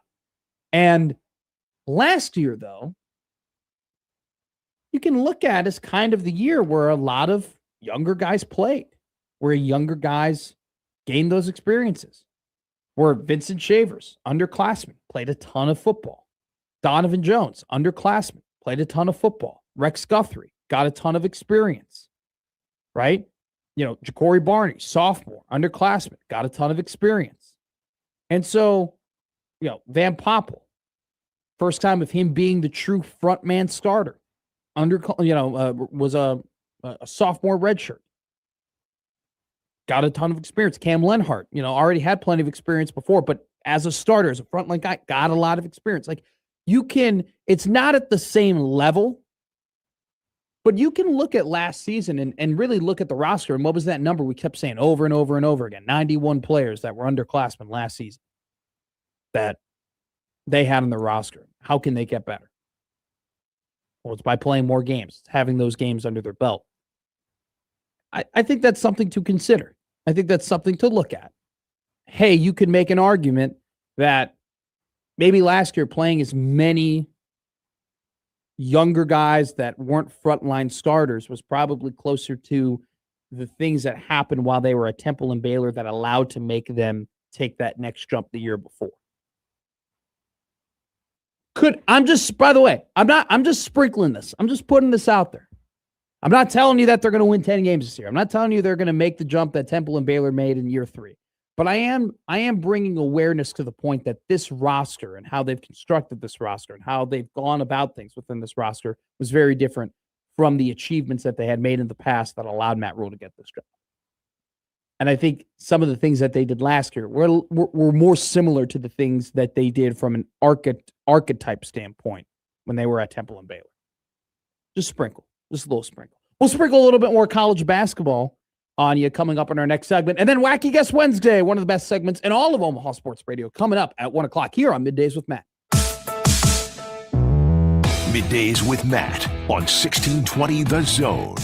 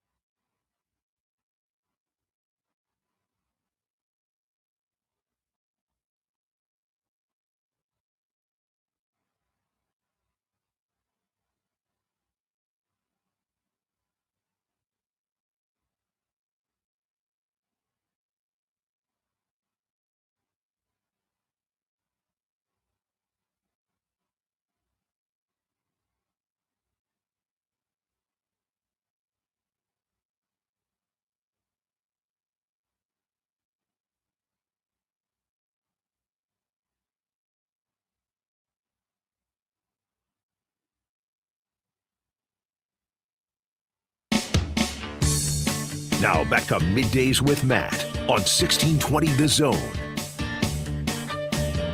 If you like basketball, plenty of it happening around the metro, in Nebraska today. Also in the metro, we got Creighton men's basketball taking on DePaul tonight in a very big one that will determine plenty of stakes in the Big East Conference tournament. Currently, right now, Creighton basketball is 1.5 games above DePaul in the Big East standings. If DePaul were to win tonight against Creighton, first off, Paul hadn't gone 11 years without losing to Creighton, rather. It'd be insane if they were to beat Creighton 2 times in one season. But on top of that, as well, it'd be the first time they get 7 wins in Big East since 2019. But if DePaul were to win tonight, they would be only a half game back of Creighton. If Creighton were to win tonight, they'd basically secure themselves a bye in the first round of the Big East tournament, which would be very big for this team, considering the fact they essentially have to win the Big East tournament in order to make the NCAA tournament. On BTN tonight, the Maryland Terrapins, who quietly have won 3 of their last 5 games in the Big Ten, go ahead and play Nebraska tonight at Pinnacle Bank Arena. Nebraska coming off of the dominant win against another team that's closer to the bottom of the Big 10 standings, Penn State. In that article from Borzello that I was quoting about potential coaches on the hot seat in the Big 10, Mike Rhodes, the head coach of Penn State, very much kind of in that conversation. We'll see what happens in Happy Valley when it comes to their head coaching situation. Also, too, so Nebraska's going to be on BTN. DePaul and Creighton will be on Peacock, but on CBS Sports tonight, your Omaha Mavericks will be in action against South Dakota at 6 o'clock. Omaha, coming off of a good run over the last couple of weeks here. They are winners of 6 of their last 8 games. Their only 2 losses coming against North Dakota and North Dakota State. Those 2 teams, ND and NDSU, are 1st and 3rd respectively in the Summit League standings. Omaha, their last 3 wins in a row, one of them coming against St. Thomas, who is in 2nd place in the Summit League standings. They play St. Thomas this Saturday to end their Summit League regular season. And with the momentum that they've built with Valentino Simon and Paul Jobet, along with your regulars in Jay-Sean Glover and Grant Stubblefield and Cam Thomas and Tony Osborne, and the list goes on and on and on. Brock Scholl having a great year as a freshman for the Mavs. Building some momentum heading into the Summit League tournament, have an opportunity to, after being under 500 for a lot of the year, to end the season at 17 and 14 if they can win these final 2 games of Summit League play, and have a ton of momentum heading to Sioux Falls to potentially repeat as back-to-back Summit League Conference Tournament champions and go ahead and get their back-to-back NCAA tournament bids. So we will definitely have an eye out on the Mavericks tonight in a big game against South Dakota. Coming up next,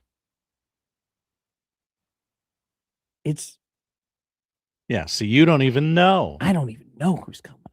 That's the best part. It's Wacky Guess Wednesday. Josh Hodson, the man, the myth, the legend, who has experience in sports radio, experience in music radio, has experience, knows the movie industry. You never know who Josh Hodson knows, and you never know who he's going to book on Wacky Guess Wednesday. We find out next here on 1620 The Zone.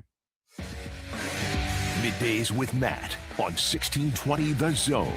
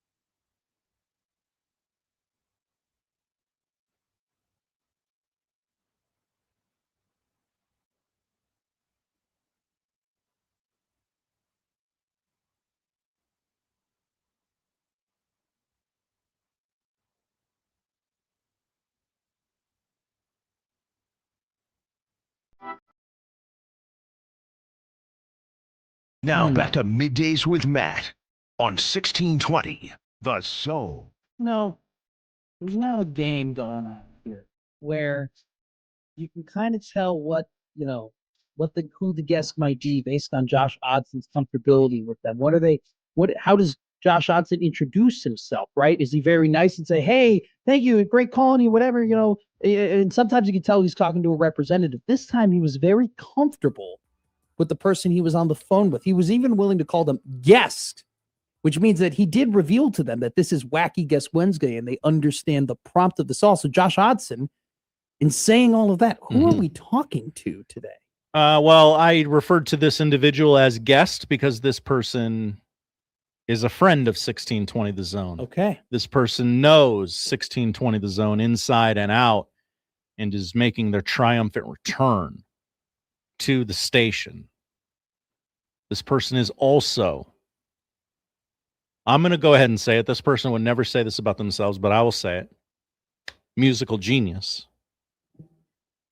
Frequent contributor to 1620 The Zone. Michael C. Stibbs, sometimes known as Stubbs, joins us now. Stibbs, how are you? Hi, fellas. Good. How are you? I'm great. I got a question for you. Ooh. How does it feel that everybody who makes a theme song ever on 1620 The Zone is just chasing you? Like how does it feel that everybody who makes an intro, right? That is like for a guest, all they're really doing is climbing an uphill battle to match the incredible performance that you put on for Mike Farron's song, or that you put on for Stephen M. Sipple's song, or that you put on for Michael Brunson's song. How does it feel to have that? That, first of all, is very kind of you to say. Thank you. I don't really think of it that way, but I gotta say it feels pretty good. When making those things, obviously I wanted them to be good, but I never would have guessed that. My plan the whole time for every single one of those was just like, how could this be as stupid as possible? Sure. So the fact that they've lasted as long as they've had, or had any sort of small cultural AM radio impact is pretty incredible. Are you a masochist, or do you really love the Seattle Mariners? Oh man, that's kind of a funny story. Yes, to both. Yeah. There are many examples that I guess I could be a masochist, but I wasn't really into Major League Baseball for a good portion of my life. It was kind of hard to be around here unless you were a Cubs fan or a Braves fan. Fair enough. And so I played for the quote unquote the Mariners and my little league team, because you picked a regular, or everyone had an actual team name. And I remember the first year or two, we were the Rangers. Oh, wow. And I just thought like they were just the most boring jerseys. They were t-shirts with Rangers logos on them, but they were just the most boring red.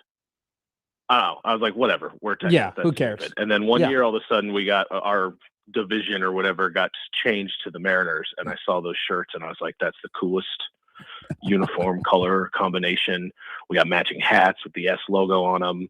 I'm like 9, so I'm like, oh, S for Stibbs. That's cool. And then I learned who Ken Griffey Jr. was. Sure. And he was the coolest person on the planet.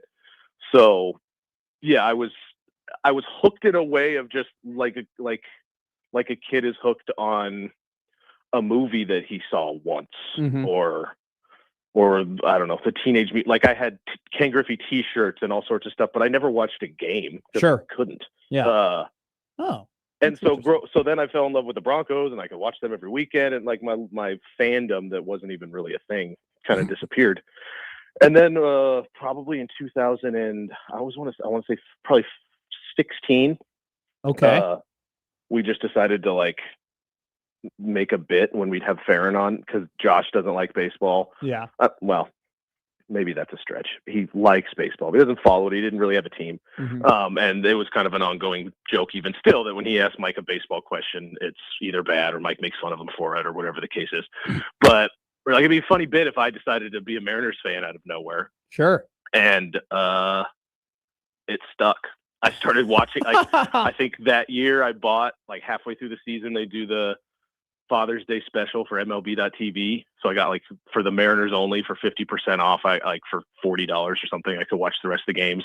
And then it was either that year or the next. They almost broke their like 19 or 20 season drought of the playoffs. They had to win like 12 of their last 14, and they won like 11 and barely lost the last one, or whatever the case was. So like it completely sucked me in. And then so now it's full blown.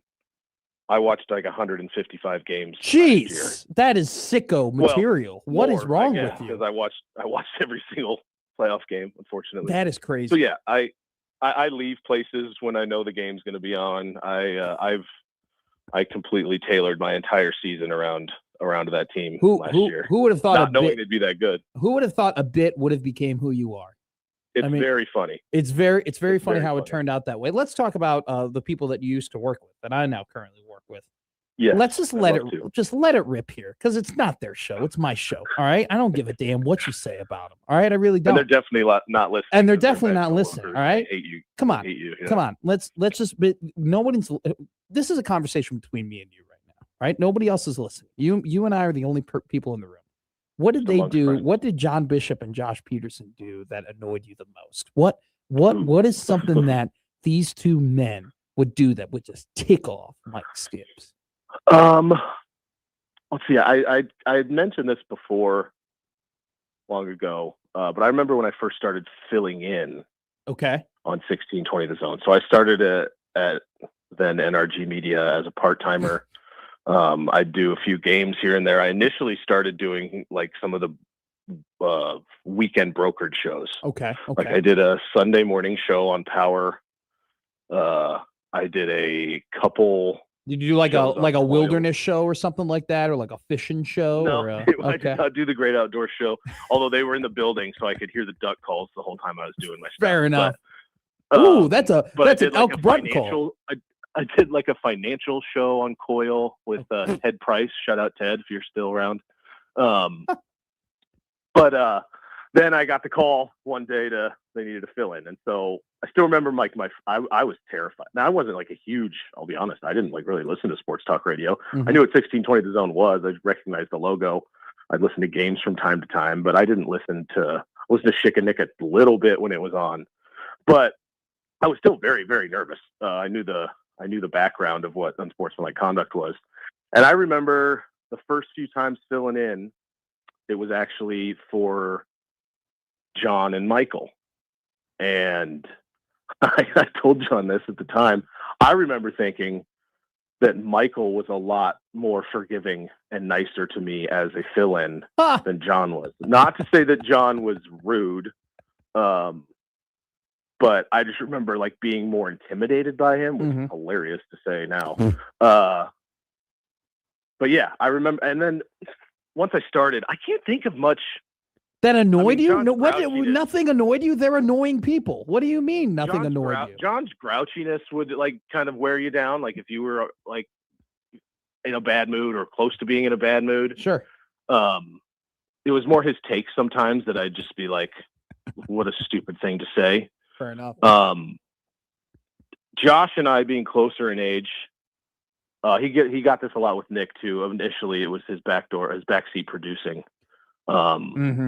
He's a control freak. He'll tell you this. Yeah, no, I know. Like, I've seen it firsthand. And I'm not. But I also like know when I'm on the right track and when I'm doing something right. So like one of his famous things would be like, "You can call brunts," and I'd have like a minute and a half left, and I'd be like, "Yeah, man." Now, granted, to give him credit, there were times where I wasn't paying attention to the clock and I was trying to get the podcast uploaded and I was trying to do something, and him reminding me did help me. But there were times, again, if I was in a bad mood, that I'd just look across from him, I'd just want to hit him in the face. I'd just be like, "Yeah, Josh, I got it." Also, worst case scenario, he's 30 seconds late. Shut up. Yeah. Do you have a John or Josh impression you can do? I kind of felt it a little bit there. Great impression. Really? I would strike you as a guy who had one or two in the back pocket. No. My impression, I feel like I'd have to be you'd have to be able to see me. I'd have to be present. My impression would probably be just like moving erratically and trying to make myself look like skin and bones to be like Josh Peterson, which would be difficult. It'd be very difficult to do that. You have to become a runner. But yeah, Josh. Sometimes when you back Josh into a corner in an argument, he does not like that, and he'll get back down. Or not necessarily meaning that like I was winning that argument, but Sure. he'll just stand in his spot and be like, "What do you mean? No, that doesn't make sense." And I'll be like, "Dude, try to look at it from another angle." What bugged them about me, which ended up being good for the show, was like I am just the classic. I don't care about most of the stuff we're talking about, or I can see both sides extremely well. Yeah. So I come into an argument and I don't really argue. I'm like, well, I can see why so-and-so would say it this way, but I think I would do this. And it would just, if they were like staunch in their opinion, it'd make them so mad because that's not what they wanted. They wanted me to have like some striking take, which would be fun. But being able to both side them in arguments if they were against each other, I think actually helped the show a lot. We have some people that are very excited that you're on the show right now. Some people that want me to ask you some certain questions. You have fans, believe it or not, here of Mr. Michael C. Stibbs, the former producer of Unsportsmanlike Conduct here on these very airwaves, 1620 The Zone. Hank writes in, Matt doesn't know about Harambe karaoke. Ask Stibbs about that. What is this karaoke based off of a gorilla that was sadly killed in a Cincinnati zoo? Gorilla. What about the gorilla that you turned into a bit, a singing bit? Mike Skips, please explain what Harambe karaoke is. We mentioned how the opens began to have a little bit of a life of their own. That makes sense because these people that I made these opens for continue to be on the radio show. Yes. So there's a reason for them to be played. That surprises the hell out of me that something so stupid is still brought up. I was very proud of it, not to take anything away from it. I had a blast doing it. But what it was, have you heard any of that? I have not heard of Harambe karaoke or anything. I have something called Harambe karaoke promo in the system. Okay. It's a minute and 5 seconds. Should I play that? I think we did a sequel with Jack Mitchell on like a year later on the anniversary of the shooting. I think that's what that is. Go ahead. I want to hear it.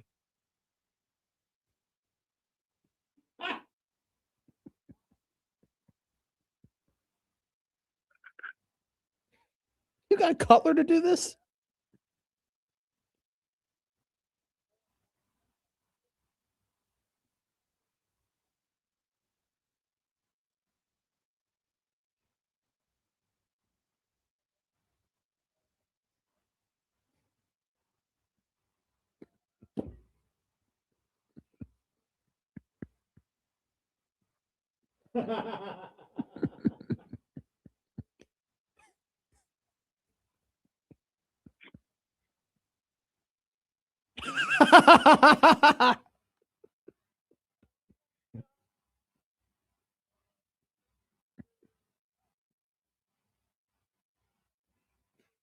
Cutler.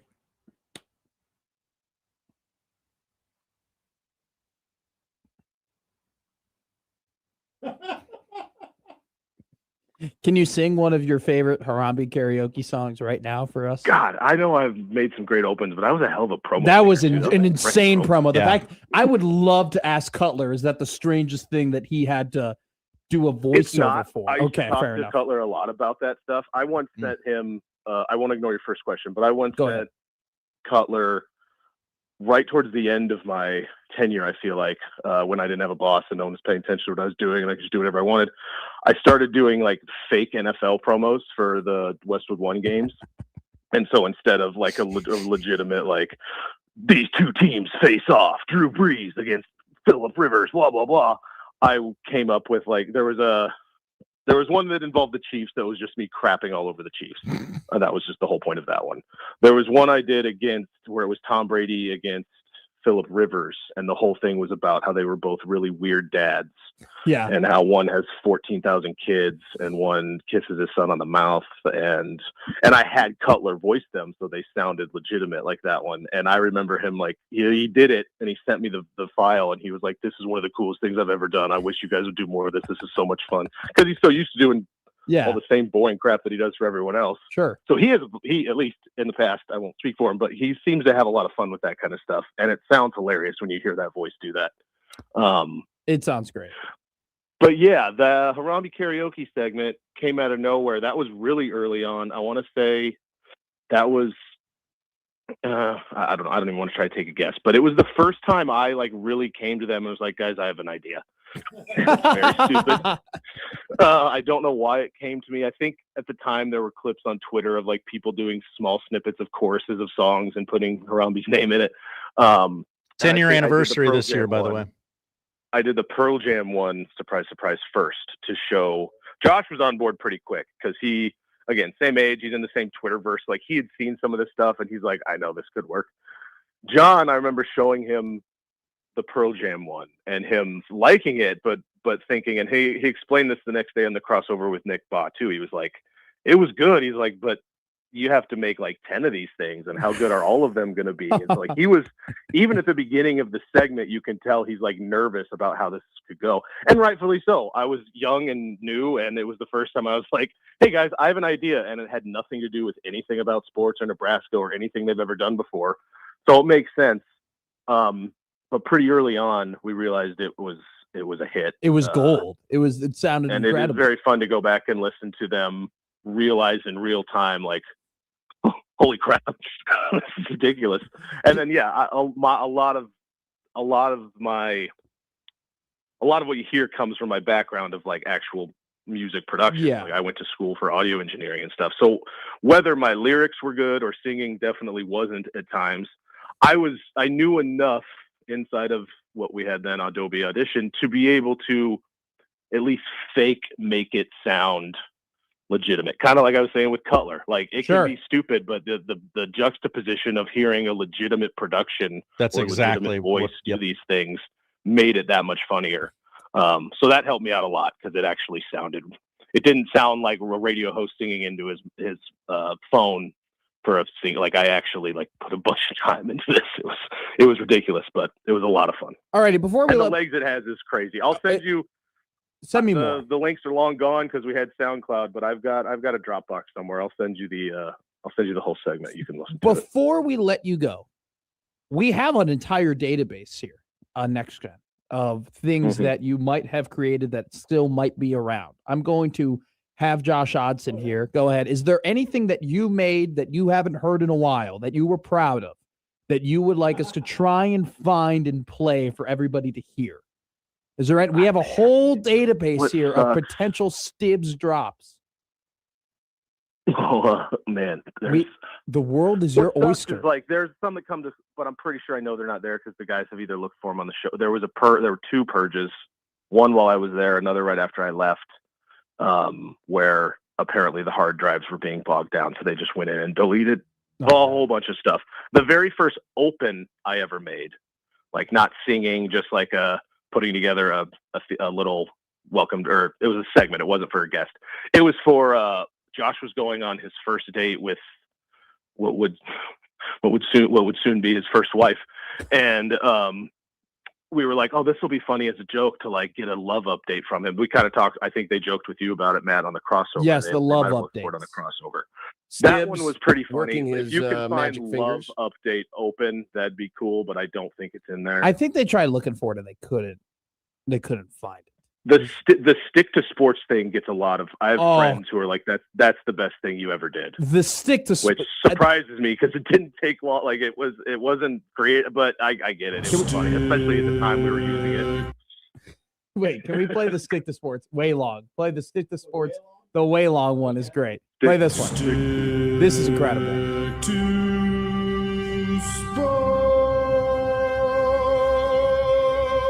Stick to sports. That is so good. Stick to sports. Stick to sports.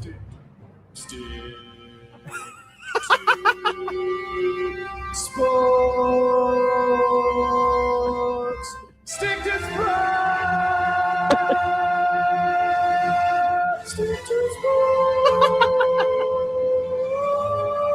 Wow. Look at that range, Stibbs. Look at that range. My God. Imagine being an incredibly angry political opponent calling in or sending an email to a radio show, and you are full of rage about whatever they're talking about, and you think it's ridiculous it's being said, and some dumbass producer kid slaps you in the face with that thing. That's all I could think about when I would play those. Pretty Like, good how day much to have that madder I drop made on the the ready, person though. that- Honestly, pretty. That's just the stick. Let's just play one more here, and we'll let you go. John text in, play the Greg Norman horse drop. Oh, okay. Do you remember that one, Stibbs? Oh my God, I do. Greg, I forgot Greg Norman had anything to do with it. I don't want to get this wrong, but there was a video that went kind of viral. I shouldn't even say viral, but Okay, we do want to comment here. There's some really weird. When we type in horse, there's a lot of weird drops. Were you a part of horse sex? Did you make that? That's the one. I think that's the one. Okay, all right, fair enough. That's a good one. Yeah, there was a video of like Greg Norman like showing him studying his horse, and the sound it made was just hilarious. Did and you we make? played it all the Did time. you make Hot Girls B-Ball Championship? I saw that too. I don't think so. Okay, let's but play I'm an that idiot. Television coverage of the boys and hot girls high school basketball championships. That is true. Whoops. I could have cut that one out, but I don't think so. All right. You got anyone before we let you go? You got anyone more? Oh, a lot of my favorites are gone. I really like the Mike Farron one, but we hear that one. A lot of the ones that if there's any Christmas ones in there, I did a Christmas karaoke after Harambe went off. I did one about Sipple. Okay. Steve Sipple's coming to town instead of Santa Claus is coming to town. And anytime Sipple would fill in, he was always 5 minutes late. He always walked in with like Taco Bell or Firehouse subs. He would just be in shambles. Like you've probably seen him walk in press conferences, like his glasses are hanging and they're tangled in his headphones, and he's all disheveled. And so I basically just made a song making fun of him making the trip from Lincoln to Omaha to do a show with Josh. We can't find it. God Yeah, dang it. So. Wait. A lot of anything that was more than like 15 seconds long, they just went in and deleted. All right, last question. But did you know that Mia Khalifa is dating Rowan Atkinson?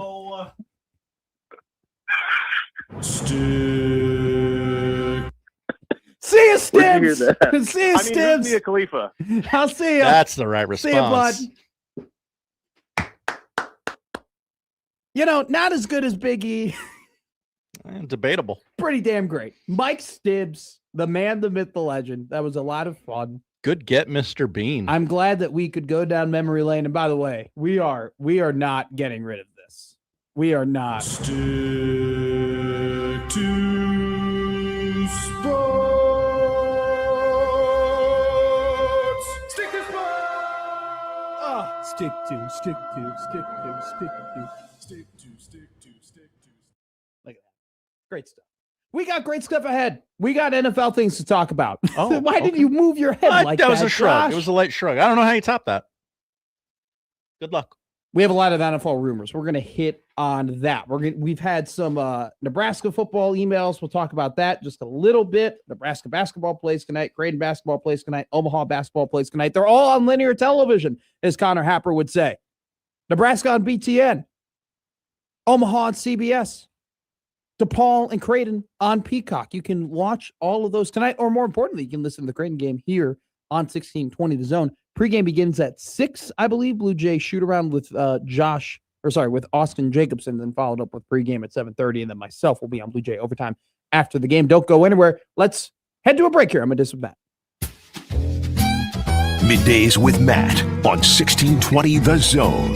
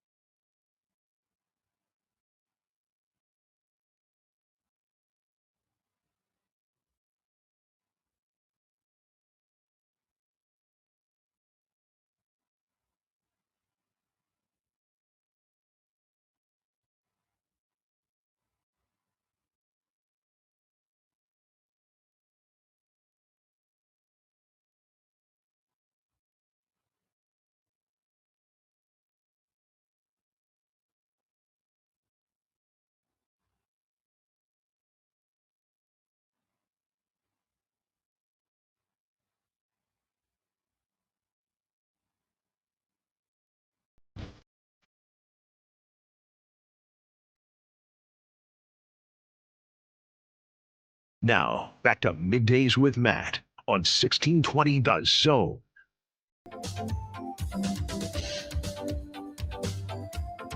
How many Cavaliers fans do you think listen to the show? It's got to be 3 or 4. Got to be a couple, right? Bad news for the Cleveland Cavaliers, who are the favorites as of right now to win the Eastern Conference. James Harden sustained a fracture in his right thumb during Tuesday's win over New York. Harden is undergoing further evaluations and treatment. We will find out his status later. For quite a yeah, go ahead, Josh. The Cavs are the favorite to win. They were. I'm not questioning you. I just win want the East. I just want to know why the 4 seed would be. They were the favorite to win the East after they traded for James Harden. That was the big news. Are they still the favorites? I don't know. I'll look it up. You can continue. There was quite a while that James Harden was like the Iron Man. Whoa. Of the NBA. Imagine that. This was like so it was Cleveland Cavaliers plus 300, Boston Celtics plus 330. We'll see how that. Well, actually, disrespect to the Pistons. Cavaliers plus 270, Pistons plus 350, Celtics plus 350, New York Knicks plus 460. There was a while. Listen to this. People kind of forget this. James Harden with the Rockets starting in 2014. 81 games played, 82 games played, 81 games played, 72 games played, 78 games played. Then he played 68 games in 2019. Okay, here's the 2020-2021 season. Now, granted, some of these, like there was a shortened season. Hey, we all worked a lot less in 2020.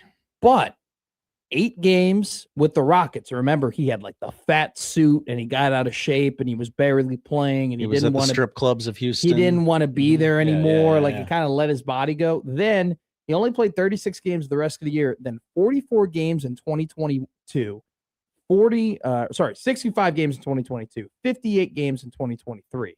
And it's just like, I don't know. I think that kind of set him back just a little bit.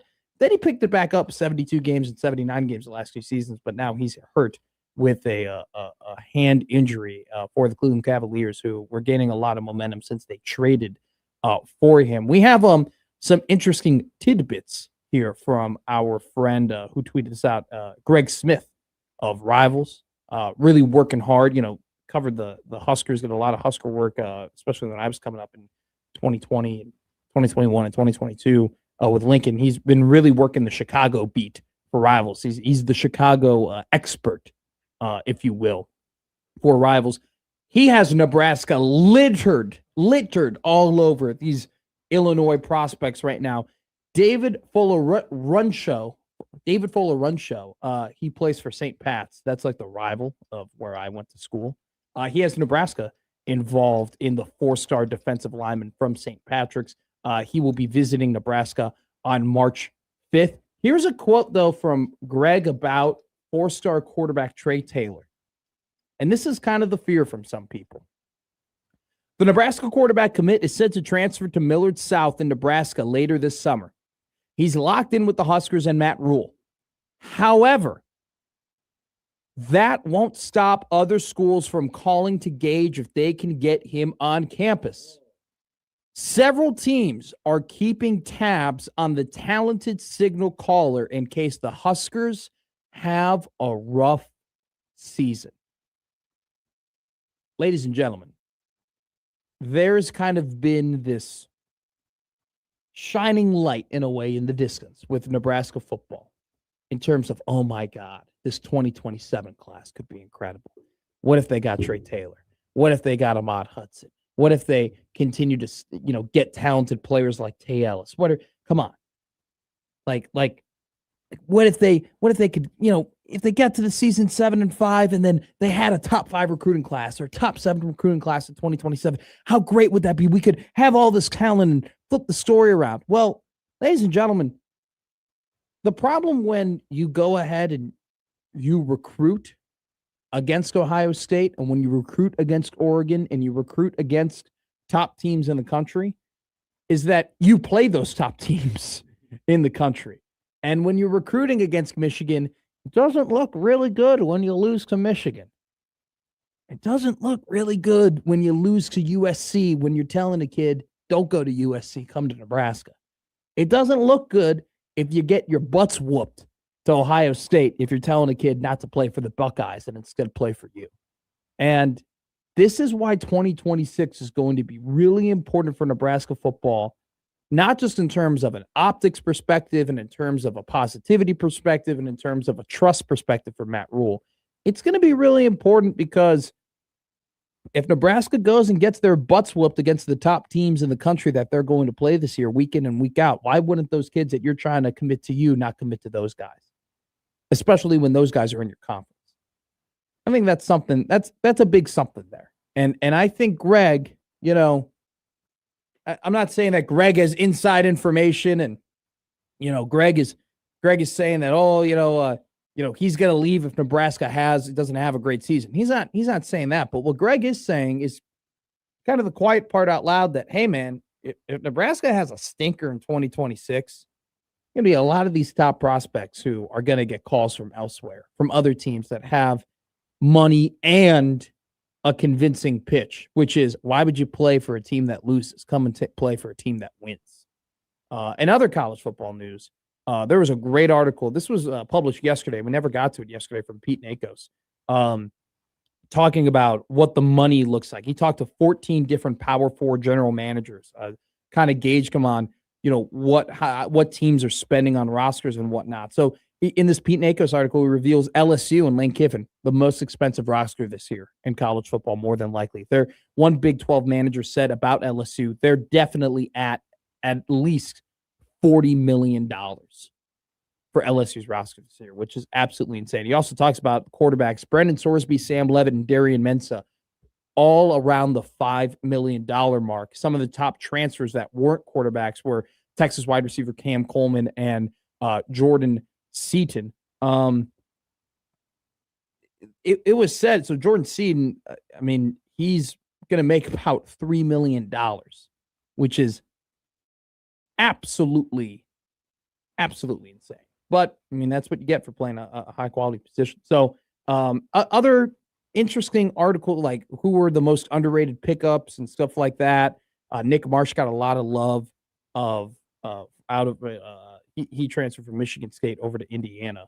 A lot of people heralding that as a very, very good pickup for the Indiana Hoosiers. And, there's an interesting part. Seaton, an offensive tackle, we went from Colorado to LSU.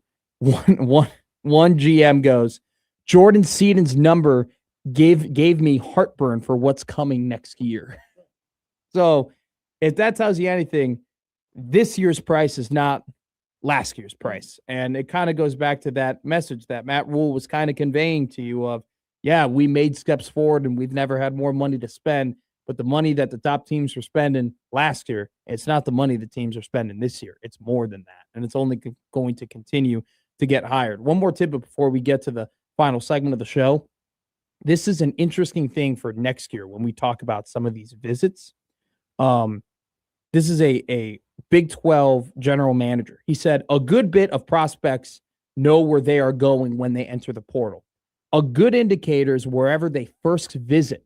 I bet whoever gets that first visit has like a 60% chance of landing the kid. Like he's going on the visit to shut it down and get down to business. So I think that's something that we can take away from this article next season. If there's a guy that you like, there's a guy that you really want, make sure you're the first person to see him. And people made jokes at me when I was advocating for kidnapping, when I said, don't let him leave the building. But don't let them leave the building. When they come in, don't let them go to Florida. Don't let them go to Clemson. Don't let them go to these other schools. Lock them down. Shut it down immediately. And that's one of those Big 12 managers telling you that. Coming up next, Josh Hodson tells you what to watch tonight, and I give you our dog of the day and wrap up this Wednesday edition of Middays with Matt on 1620 The Zone. Middays with Matt on 1620 The Zone.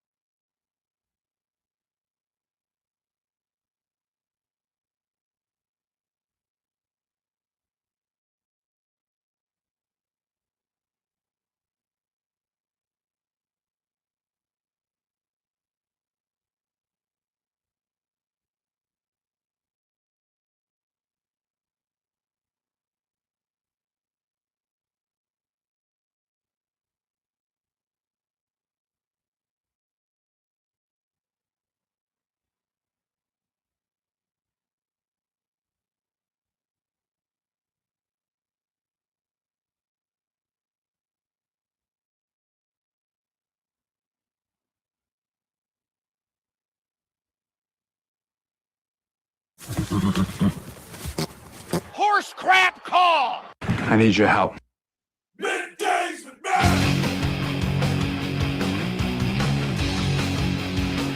Middays with Matt. Middays with. I've always wanted a glass basketball. Well, now you have one. Look at that. Shout out to the Omaha Mavericks. I can hear the strain in your voice that it's heavy. Look at this, man.